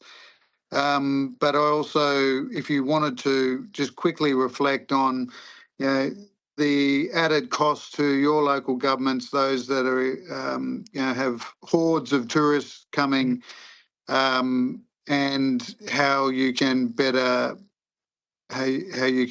manage those demands on your local government areas would be appreciated. Well, Caroline, maybe you could respond. I would rather not speak on behalf of Waverley, but Northern Beaches, you have a few visitors every now and then. We do. Yeah, go for it. We have a visitor information centre as you jump off the wharf at Manly, which we operate. So all of these things obviously come at an additional cost to the ratepayer to look after our facilities to a standard that does attract tourists from across the world, really, to our areas. We do have things in place to try to help us to fund some of the facilities that we do provide. For example, like paid parking at the beaches is a good example of that. We raise about just over $6 million per year from beach parking, and it costs us $6 million per year to run the lifeguard service. So I guess we're fortunate being a city council. We do have a few things that we can do to help us run. Yep. And do I understand it right, Carolyn, that the Manly Beach is the most visited place in Australia or something like that? I think it was rated #1 in TripAdvisor's. Rated #1. Yeah, right. Yes. Yeah, it's the place to be. Your next run. That's it. Paid parking covers your lifeguard service. That's a good example of how you're getting things done. Any final thoughts from anyone, starting with Craig, and then we'll go to North Sydney. Final thoughts. I'm good, Mr. Chair. Thank you very much. No, thank you. Mr. Chair, just really, really briefly, can I just thank the committee very much for listening to us and for your interest in this, also for the for the comments from your other members and thanking local government. That's very much appreciated. I just did one very, very quickly, just two closing remarks. One is you mentioned tourists, and I think that's really important. Some of our LGAs within NESROC actually have significant inbound worker visitation on a daily basis, and our councils do need to provide for services and facilities to satisfy those communities, which is sort of in some ways is similar to sort of inbound tourism. But also tourism is also one where the concept is that in our areas, many of the areas that are actually drawing the demand for tourists are actually the pieces of land which aren't rateable. And non-rateable land is actually a burden, I think, for every other rate-paying resident or landowner in our areas. And so I'd probably like to, so I think that some review of what is rateable land is probably an element that would be good to pick up at some stage. But again, thank you very much for the opportunity. It's greatly appreciated to be able to present to the committee. Great. Thanks very much to you all. Really appreciate your attendance today. If you wanted to provide any additional information as a result of our conversation, please forward it to the Secretary by the 22nd of November, so a couple of weeks. We will send you a copy of the transcript from this morning and of your evidence, so you'll have an opportunity to request any corrections to any transcription errors, but usually, it's all good. Really appreciate your time. And just quickly in non-committee business, I was just down at the Manly Club the other day, and in the park there's an old artillery piece. Obviously, Manly's got that long connection with the School of Artillery that was at North Head. But there's an artillery piece in the park, and it just needs a lick of paint, I reckon. I only mention that because the Prime Minister recently made me the Special Envoy for Defence and Veterans, and I'm sure veterans would appreciate it if Manly Council gave that artillery piece a lick of paint. Thanks very much, Carolyn. Thanks, everyone. Really appreciated your evidence, and we look forward to bringing down a report. Thank you so much. See ya. Thank you. Thanks all.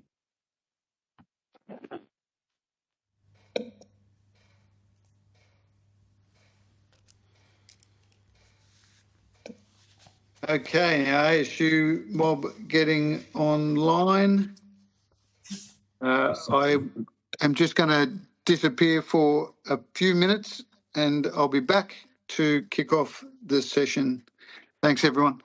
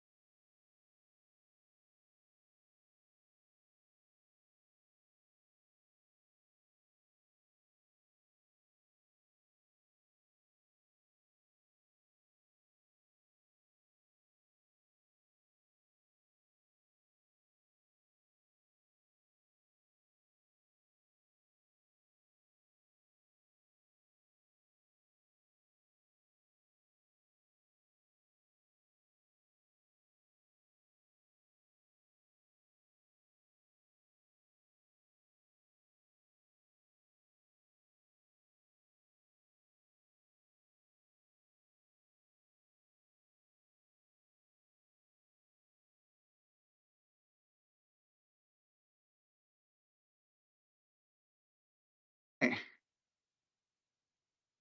my life going.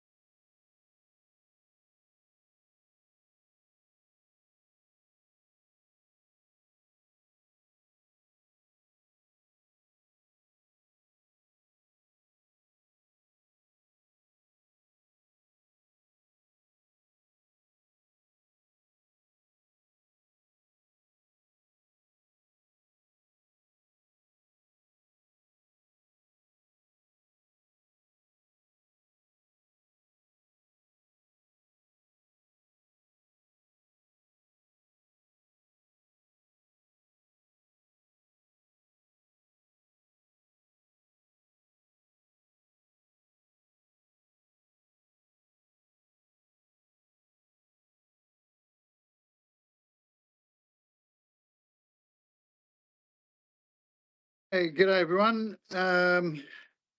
Apologies for that. Just have to get hydrated. And final session of the day with members from the Australian Services Union. We acknowledged country. I'm up here on Larrakia land in Darwin, flew back from Canberra last night. And we acknowledge all the other traditional custodians wherever you're coming in from around Australia. In accordance with our committee, Regional Development, Infrastructure and Transport Committee's resolution for this term of Parliament, this hearing will be broadcast on the Parliament's website, and the proof and official transcripts of the proceedings will be published on the inquiry website. Those present online today are advised that filming and recording are permitted during the hearing, but we remind members of the media of the need to fairly and accurately report the proceedings of the committee. We've got Helen Haynes coming in from Indi in country Victoria, but she's having some power issues, so she's on her phone, so I'll just introduce her. And Tracy Roberts from WA, member for Pearce, who's also listening in. My name's Luke Gosling. I've met some of you, but I'm the federal member for Solomon, which is Darwin, and chair of the committee. We've now got representatives of the ASU to give evidence. For the Hansard record, would you please state your full names and the capacity in which you appear before the committee? And we might just go New South Wales, Victoria, Tasmania, South Australia, NT and West Oz. Anyway, we'll get through everyone. Do you want to kick us off, Abby? Oh, well, sure. I'm from the South Australian. My name's Abby Spencer. I'm from the South Australian and Northern Territory branch of the ASU. Just showing my prejudice there. Anyone next? New South Wales, why not? I don't think we have New South Wales on the line, so I might jump in from the Victoria Tasmanian branch. So my name's Tash Walker, I'm branch secretary, and I'll through to Chloe, then Tanya. Thank you.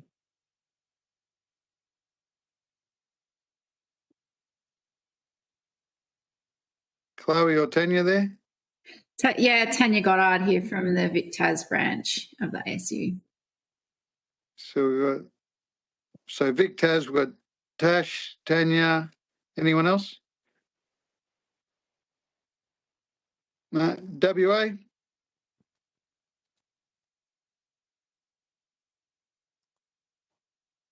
Anyone from... I've got Jill Hugo on my screen from ASU WA branch. Can you hear us, Jill?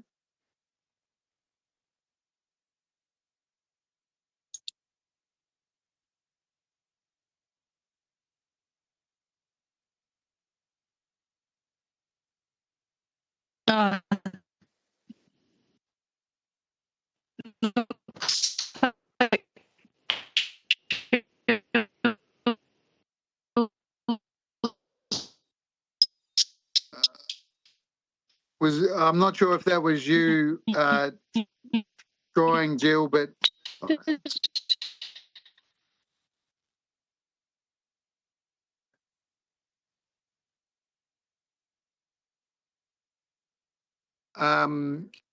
was that you, Jill, trying to come in from WA? It was very broken and I couldn't hear it here in Darwin, but I'll just let you know who I've got on the screen. Karen Coley, where are you from, Karen? Yep, I'm here. I'm from the ASU WA branch as one of the branch executive councillors, and I'm from the city of Armidale. All right, welcome.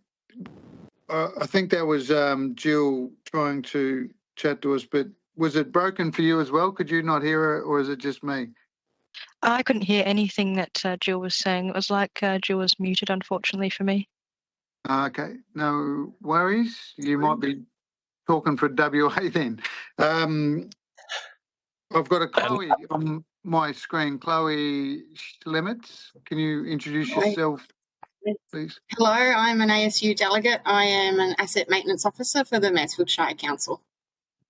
Mansfield, so that's in Indi area, isn't it? Correct, yep. Excellent. And look, it doesn't mean I just need everyone to introduce themselves and their position. So it doesn't matter if you then don't go and speak because there's other people already been lined up to speak. But John Chisholm, where are you from, John?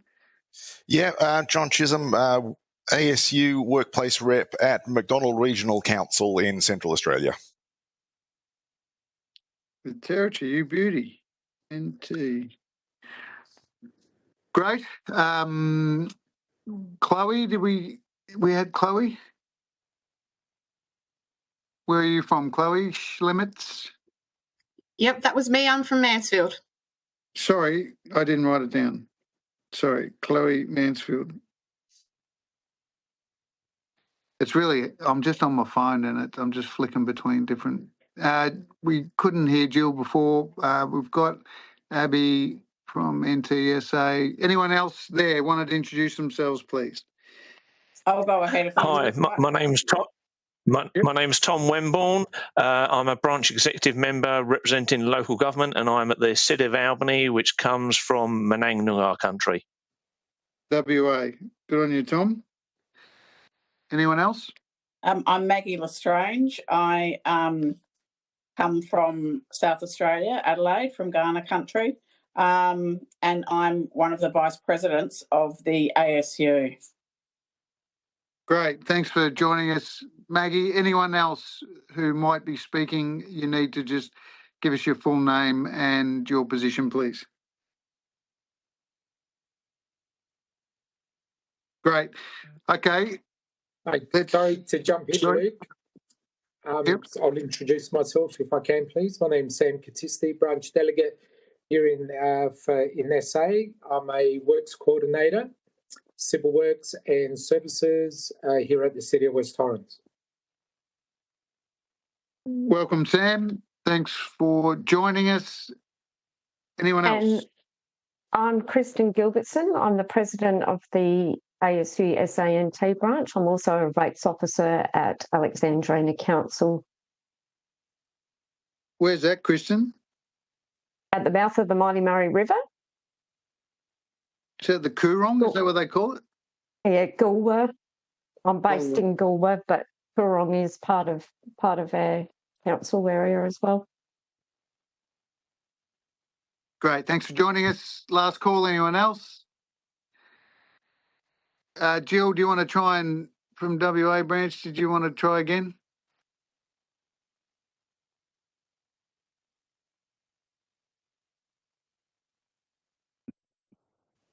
It's okay. Struggling to get across the deserts or however things get anywhere. Thanks, ladies and gentlemen. We've got a good spread of representatives. I appreciate your time. Although the committee does not require you to give evidence under oath, I should advise you that this hearing is a legal proceeding of the Parliament and therefore has the same standing as proceedings of the respective houses. The giving of false or misleading evidence is a serious matter and may be regarded as a contempt of Parliament. The evidence given today will be recorded by Hansard and attracts parliamentary privilege. I now invite you to make a brief opening statement, and we'll do it in an order, and I will also keep to that order just to make things easier when we start, and then we can proceed to a discussion. Because there's quite a few on the call, it's going to be really important that you first say your name, your full name, before you start speaking, so that we can attribute the comments appropriately. And we will stick, I think, with that order that we had before. And this will be the most important part. I mean, we'll get to some Q&A if we have the time, but this is the most important part for each of your areas, starting with New South Wales.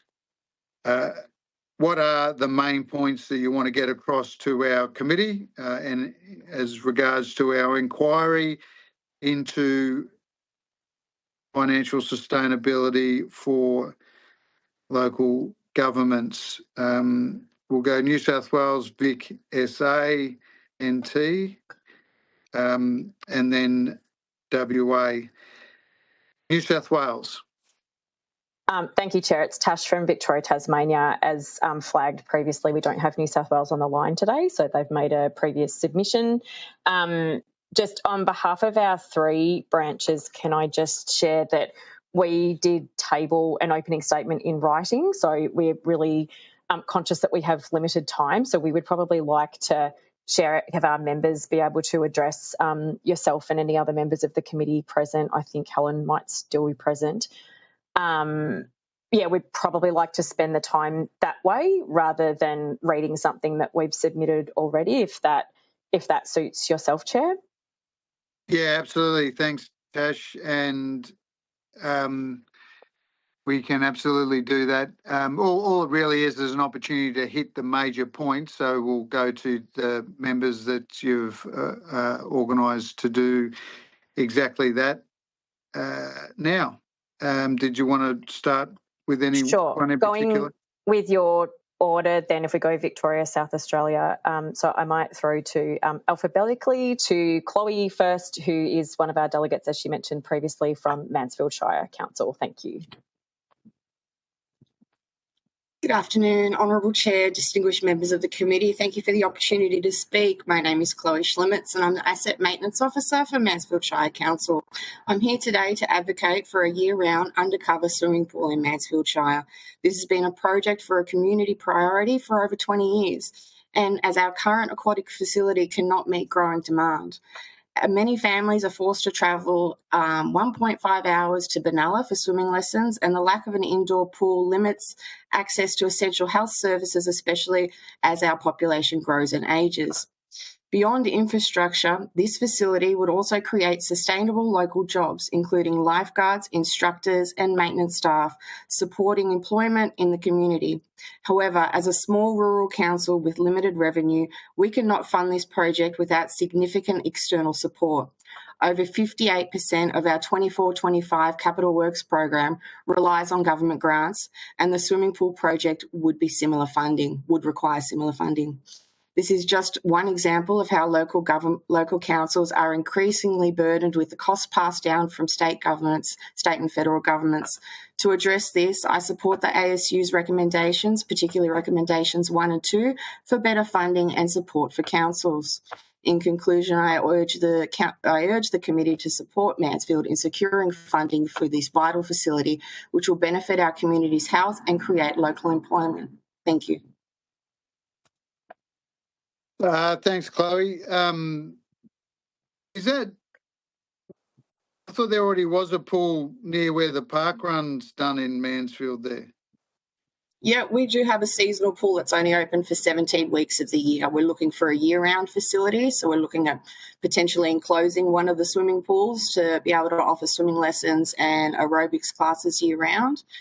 We did recently have a grant submission that was not successful, but we are resubmitting that with revised feedback from SRV. Okay, yeah.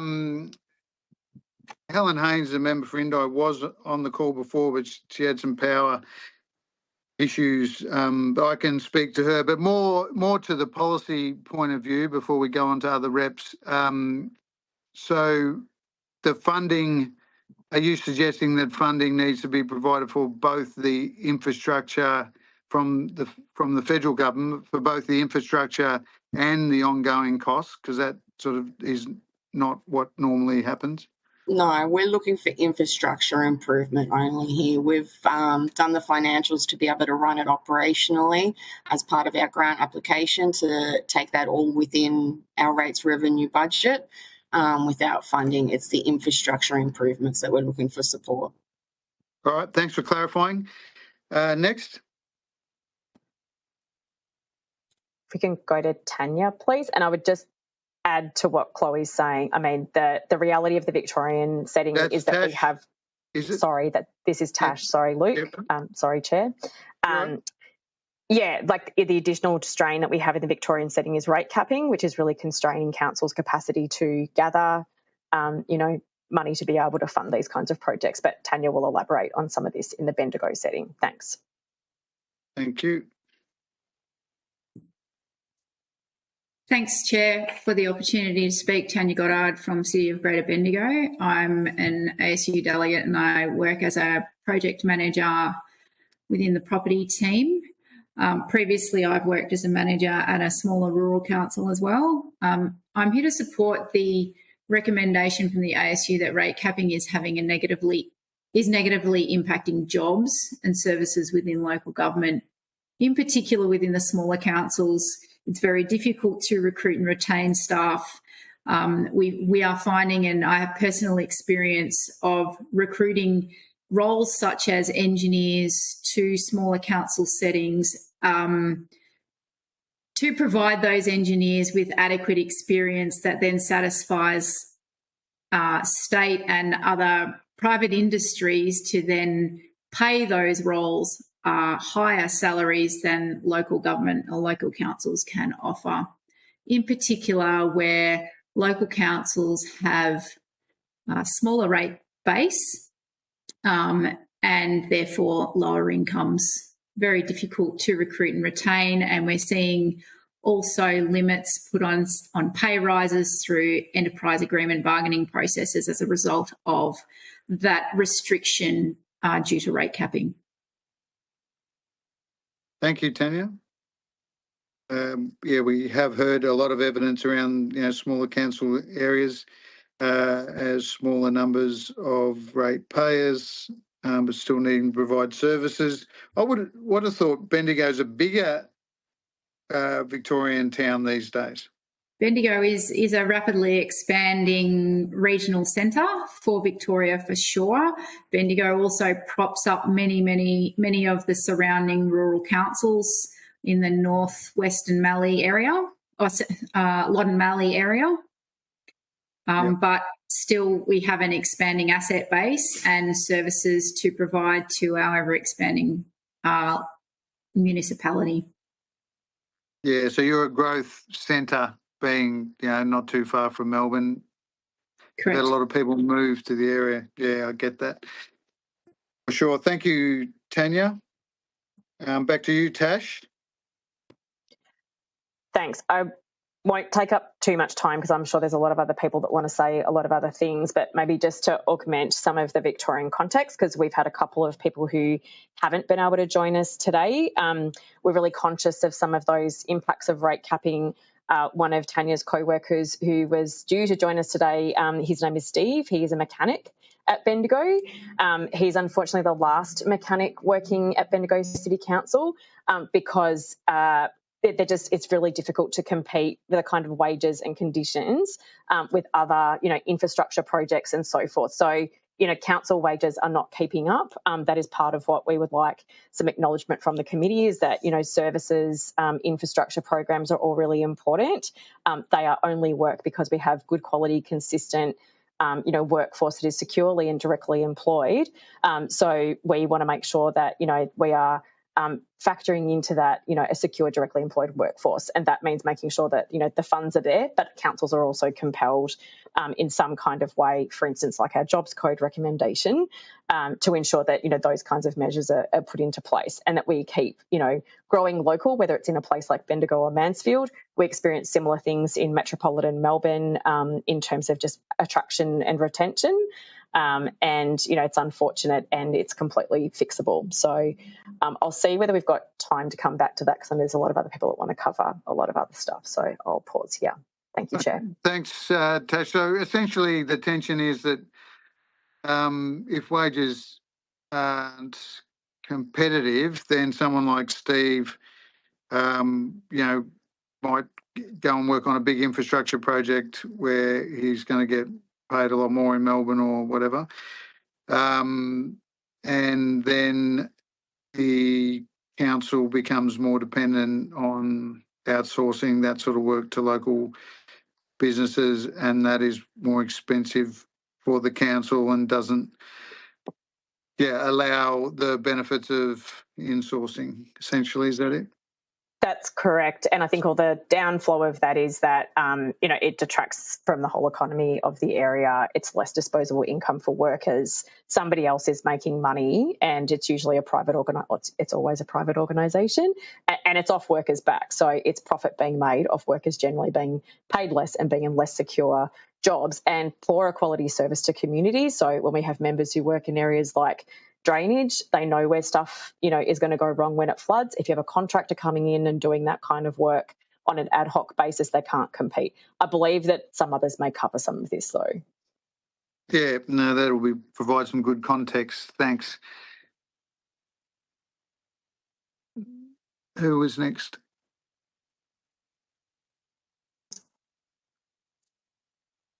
Did you want someone else to provide some evidence next, Tash? I think we're throwing to South Australia. I'm happy to speak next if you'd like, Chair. Yep, thanks, Abby. So obviously our opening statement goes into the main points about what we see are the threats to the sustainability in local government. There's cost shifting by other tiers of government, climate change, cost of living crisis. Obviously, as a union, we're particularly focused on workforce issues such as skills shortages, the use of labour hire, insecure work, and the impact that has on services.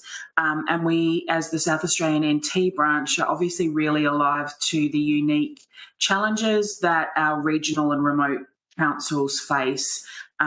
Similar to the WA branch, we've got huge areas to cover and not a lot of scope to raise revenue in those councils' areas, which I'm sure you've heard from councils in the Northern Territory and regional South Australia. And so we've lined up a couple of different members today to give you a bit of a idea of the challenges they're facing in regards to these main points. And I'll just ask, perhaps I'll go straight to our President, Kristen, who is wanting to just share her experience with the recent flooding of the Murray River and the impact that's had on her regional council. Thank you. Thanks, Chair, for the opportunity to speak today. Kristen Gilbertson, President, Australian Services Union and Senior Revenue Officer, Alexandria Council. So whilst the floods, I guess I'm speaking in support of increased funding to support the impacts of climate change that faces regional councils. The recent flooding of the River Murray didn't impact Alexandria councils so much, but as an after effect of it, we have developed a community coastal flood emergency plan for the Goolwa and Mundu Channel communities. we all know that there's rising sea levels. We all know that the rain is falling further south across the country. It's impacting the cost of insurance, not only for councils but for our communities.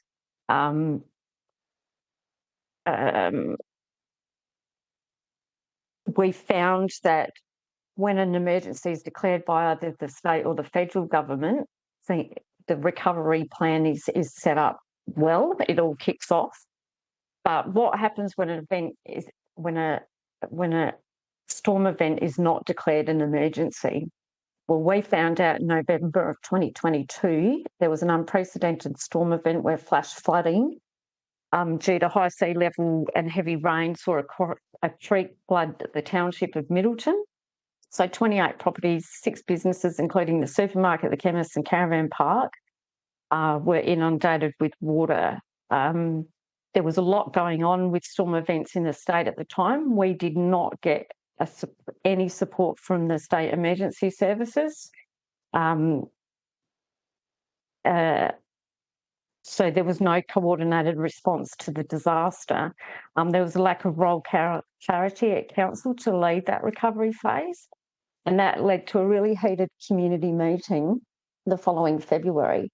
The community felt like they were completely abandoned by council because we didn't have a coordinated approach on how to help the community recover from that event.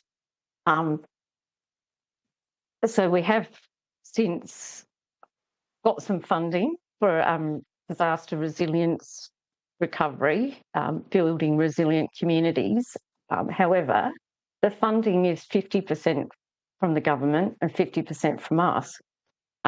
It only goes for 3 years. What happens when that 3 years is finished? The community will expect council to keep running with that across the huge area that we cover, but we don't have the money to do it. So that is a real issue that we face, as does every other council. We cover a huge area. It's 183,000 hectares and we have only 30,000 residents. Most of the population is over 60 and they're obviously more vulnerable in times of these climate change emergencies. I'm also seeing the cost of living pressures being reflected with our ratepayer base. There's a lot more people who are entering into payment arrangements than we've ever seen before. We have a number of ratepayers who are on official financial hardship, so that's where they've had to seek help through a financial counsellor.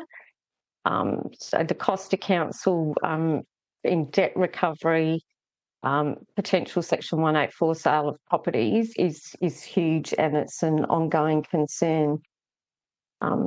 So, yeah, thanks for the opportunity to speak.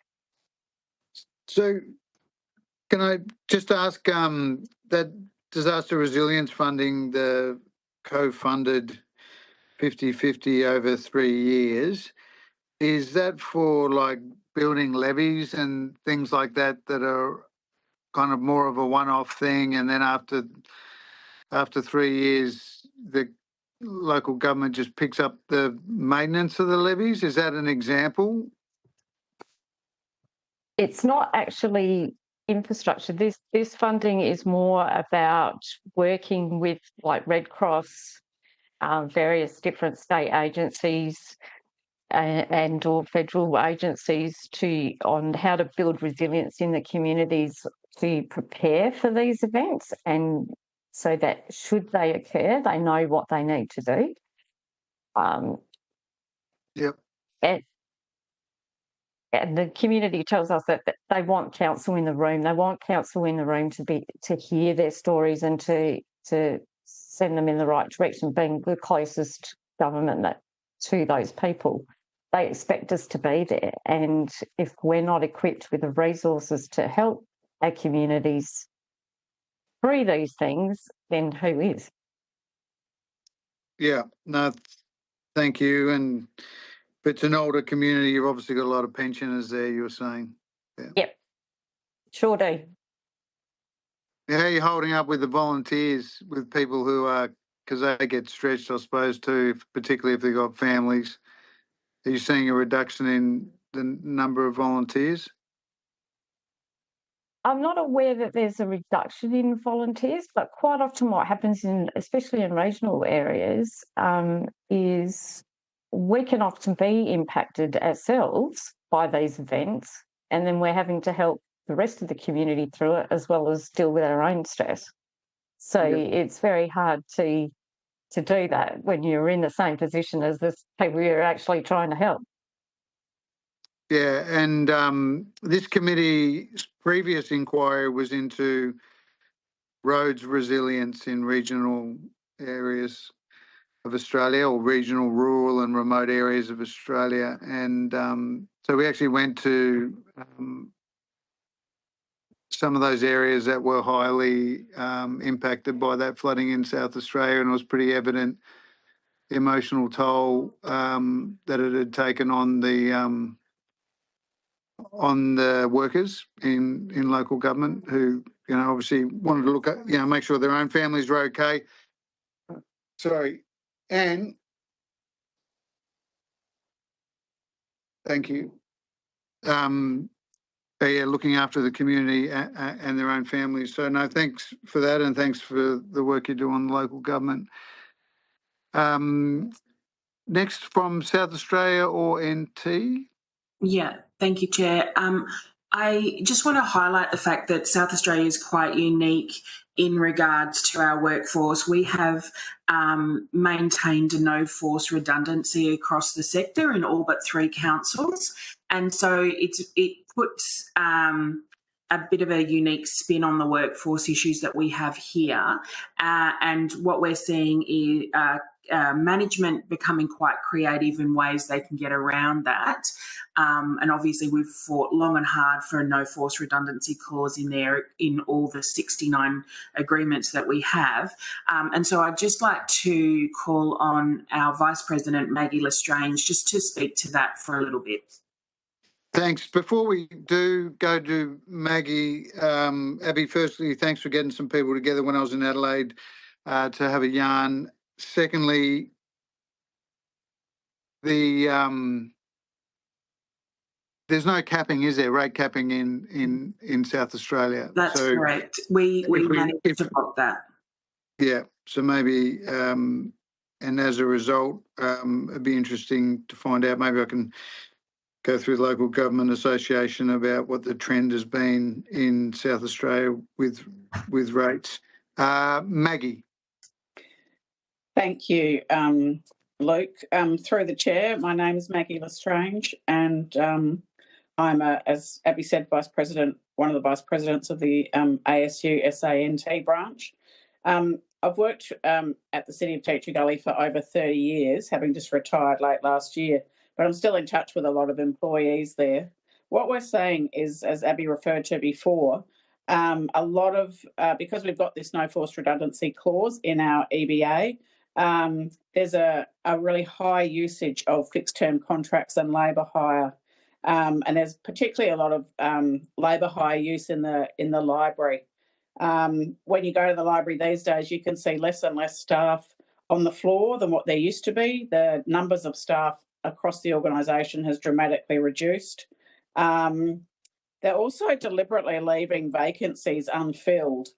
It's actually part of the long-term financial plan to leave the vacancies as they are, because it impacts, you know, on the budgetary constraints. That being said, for staff, there's often a bit of a joke about which 5 jobs are we doing today, because more and more staff are being asked to take on this bit from this person's role, this bit from this person's role.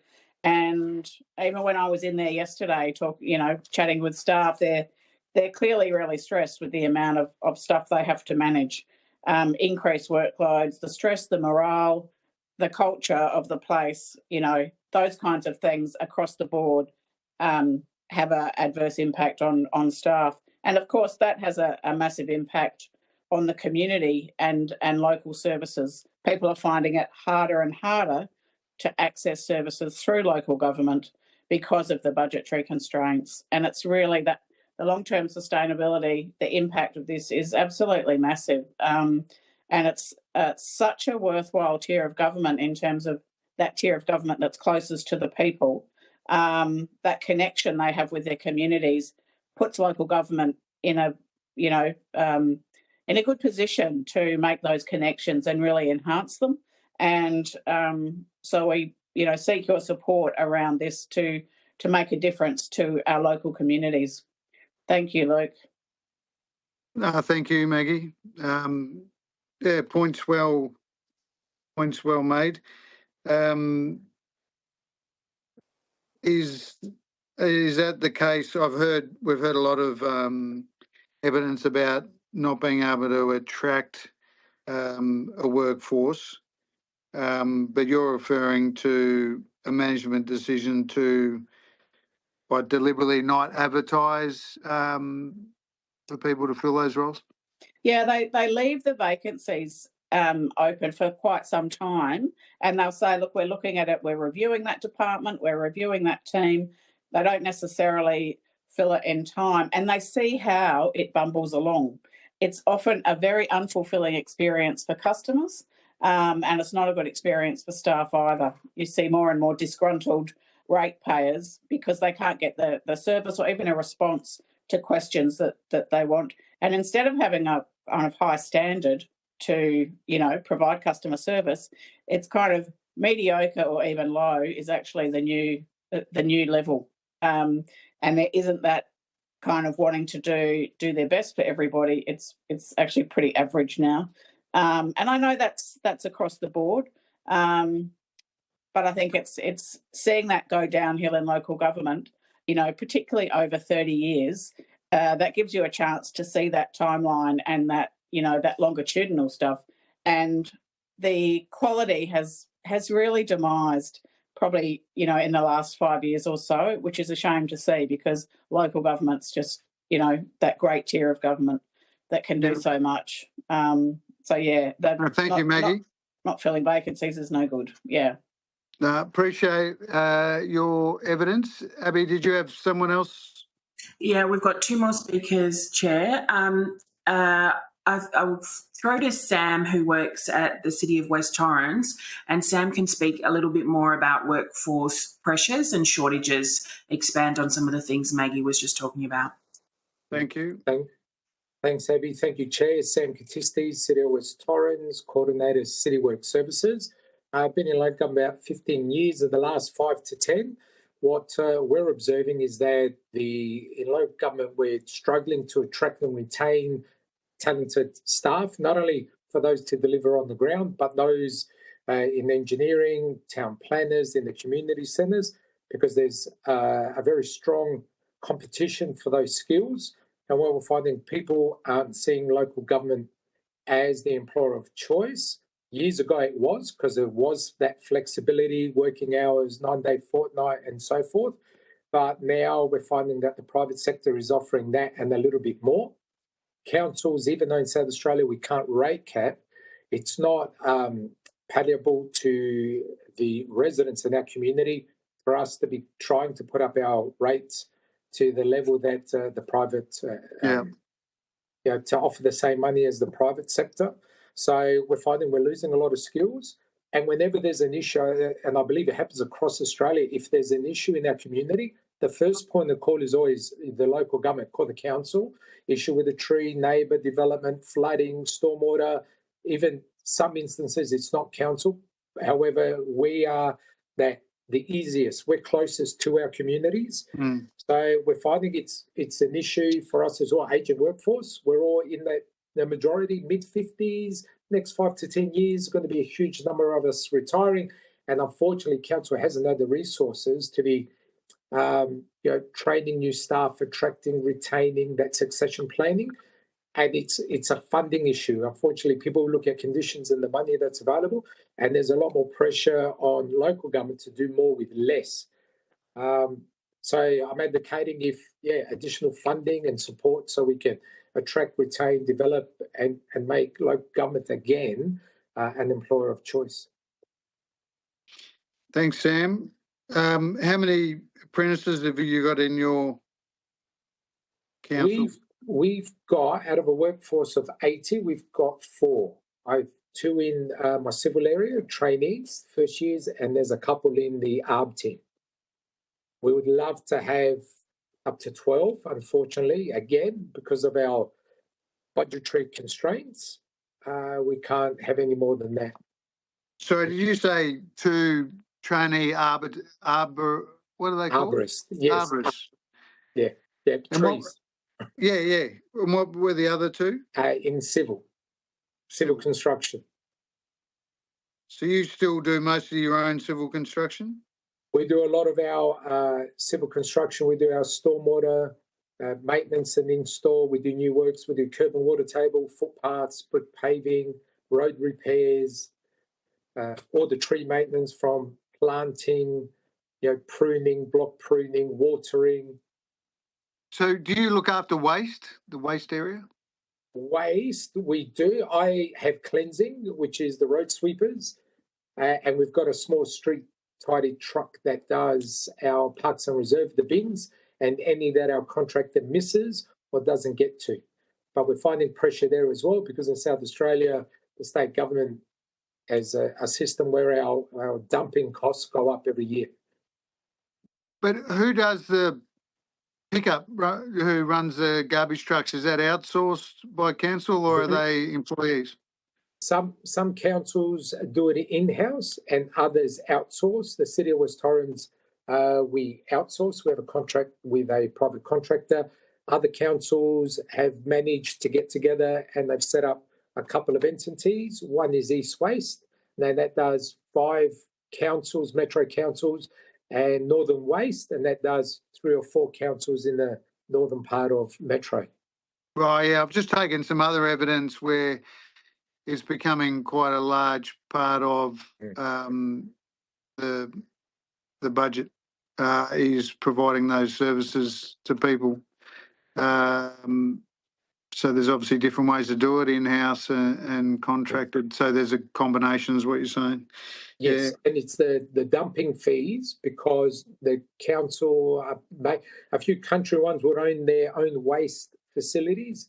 Everybody else in metro, we're dumping at contracted sites, and then the state governments have put in levies and fees. So every year in South Australia, what we pay per tonne to dump just goes up, and unfortunately, that cost goes to the residents, which means council has to cut services somewhere else.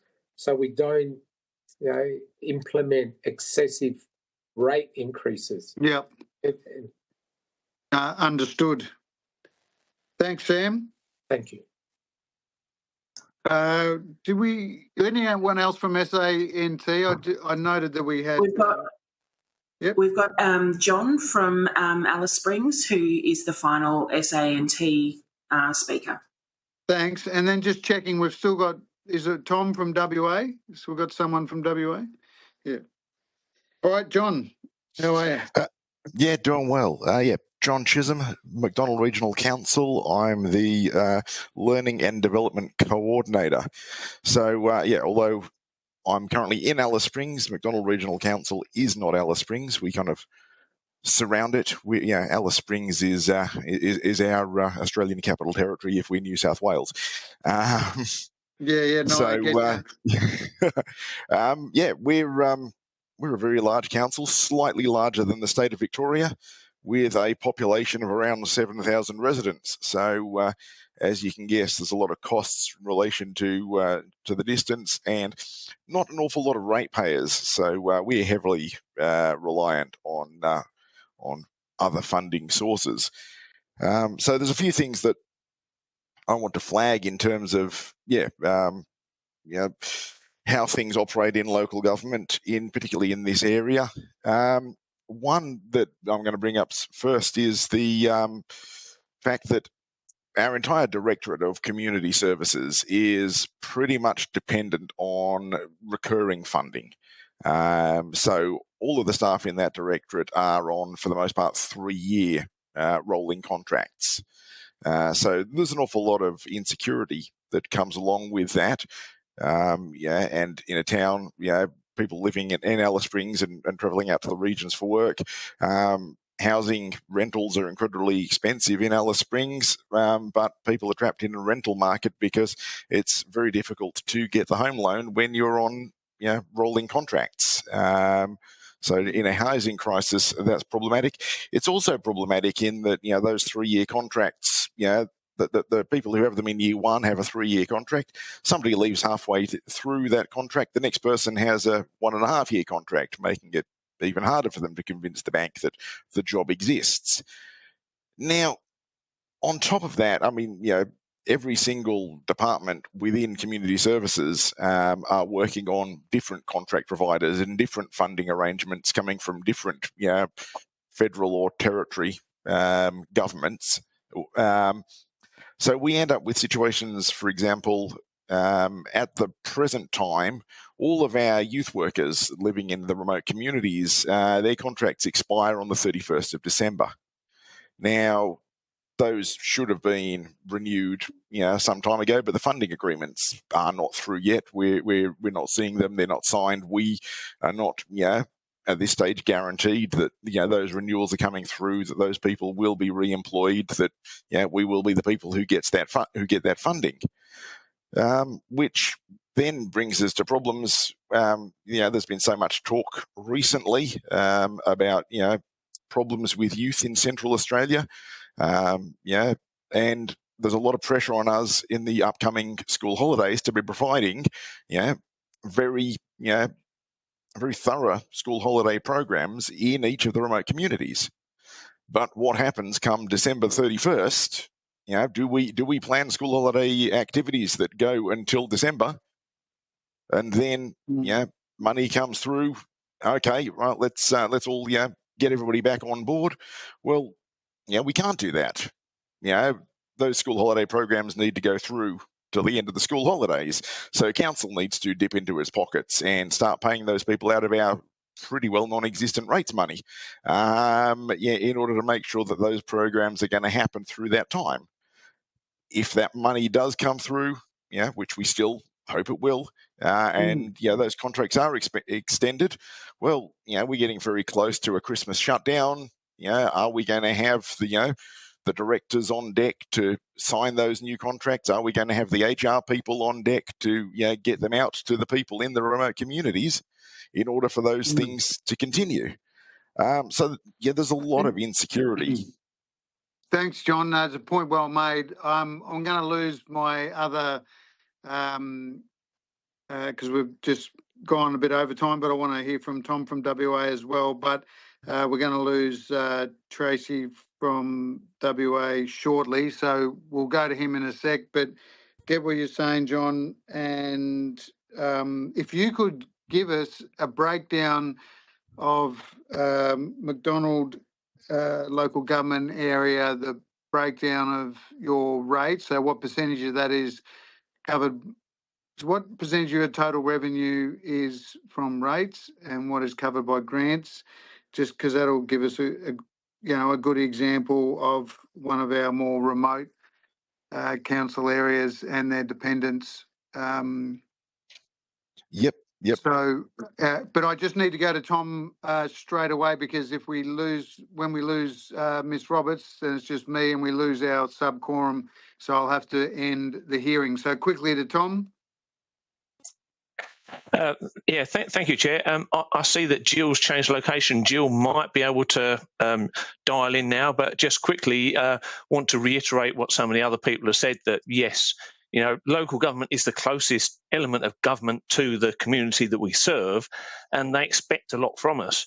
A lot of the, when you look at our annual budgets and the reports and that kind of thing, yes, rates forms a fair amount of the money that we get, but it's not everything. And we are heavily dependent on grants and that kind of thing. So where the grants are basically competitive and you're against other people, there's no sort of consistency and reliability. So yes, you might get a little bit this year, but when you're trying to set your budgets for programs and that kind of thing going forwards, like other people have said, it makes it incredibly difficult. Also, with the services that we do provide, because we are a service provider. We exist to provide people of the local area with the services that private industry can't and won't, because there's no profit in it for them. There's nothing that generates money. So, you know, our community needs these things, and we need to be funded so that we can do that. You know, our libraries, our leisure centres, libraries, you don't see any return from it. Obviously, it serves an educational purpose, but we do have an ageing demographic here in Albany, and for a lot of people, sometimes going to the library, that's their social interaction, and it improves their mental health, being able to get out and that kind of thing. So, you know, our services need to be adequately funded because they're multifaceted, and they actually underpin a lot of the things that the federal government provides. And if we can't provide them at the local level, then, you know, that burden is going to fall on the government and the allied health services and that kind of thing. So I think I've waffled a little bit there, but I'll hand over to Jill if she's there. But yeah, Tom, just quickly, and Jill, we've seriously only got a minute or so because I'm going to lose my other committee member, and I still have to do some bookkeeping at the end. So thanks very much, Tom. Points well made. Jill, are you hearing us?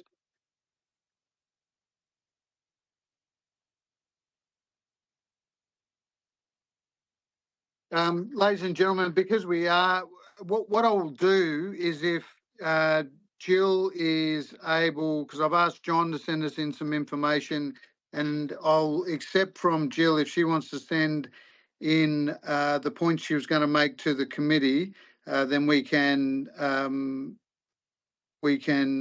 accept them subject to the committee's agreement, the other committee members' agreement. But I really want to thank you all for your attendance here today.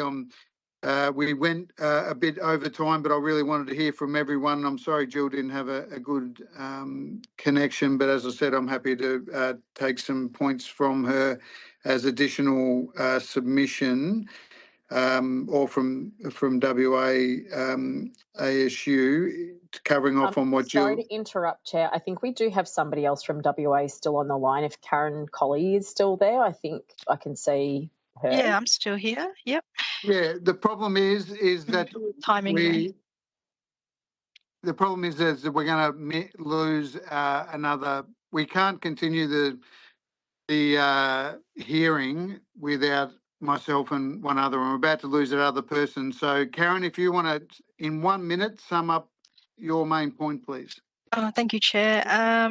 Just talking about the financial pressures that are limiting capacity to invest in training programs for locals, and also for graduates, resulting in recruiting from outside the municipalities or drawing from overseas experience.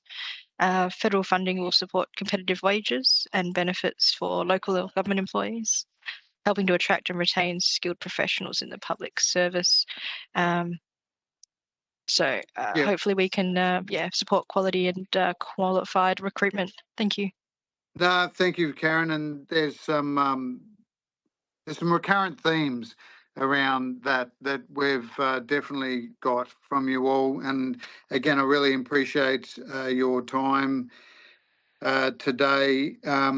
Any additional information, John, that breakdown for your local government area would be pretty handy for our purposes. If you can get that in by the 22nd of November to the Secretariat, and Abby can help out with the contact details if you need. What we'll do is we'll send a transcript of the evidence through the branch headquarters, might be easiest. Thanks for the wrangling from Tash, Abby and others. If there's any corrections needed to the transcript, then you'll have an opportunity to request those corrections. But again, thanks very much for your time. I think we did well to give everyone a go. There's some themes that are coming through strongly, and we care about local government. That's why we're doing this inquiry, and really appreciate your evidence today. And I declare this public hearing closed. Thanks very much, Secretariat. Thanks very much, Tracy, for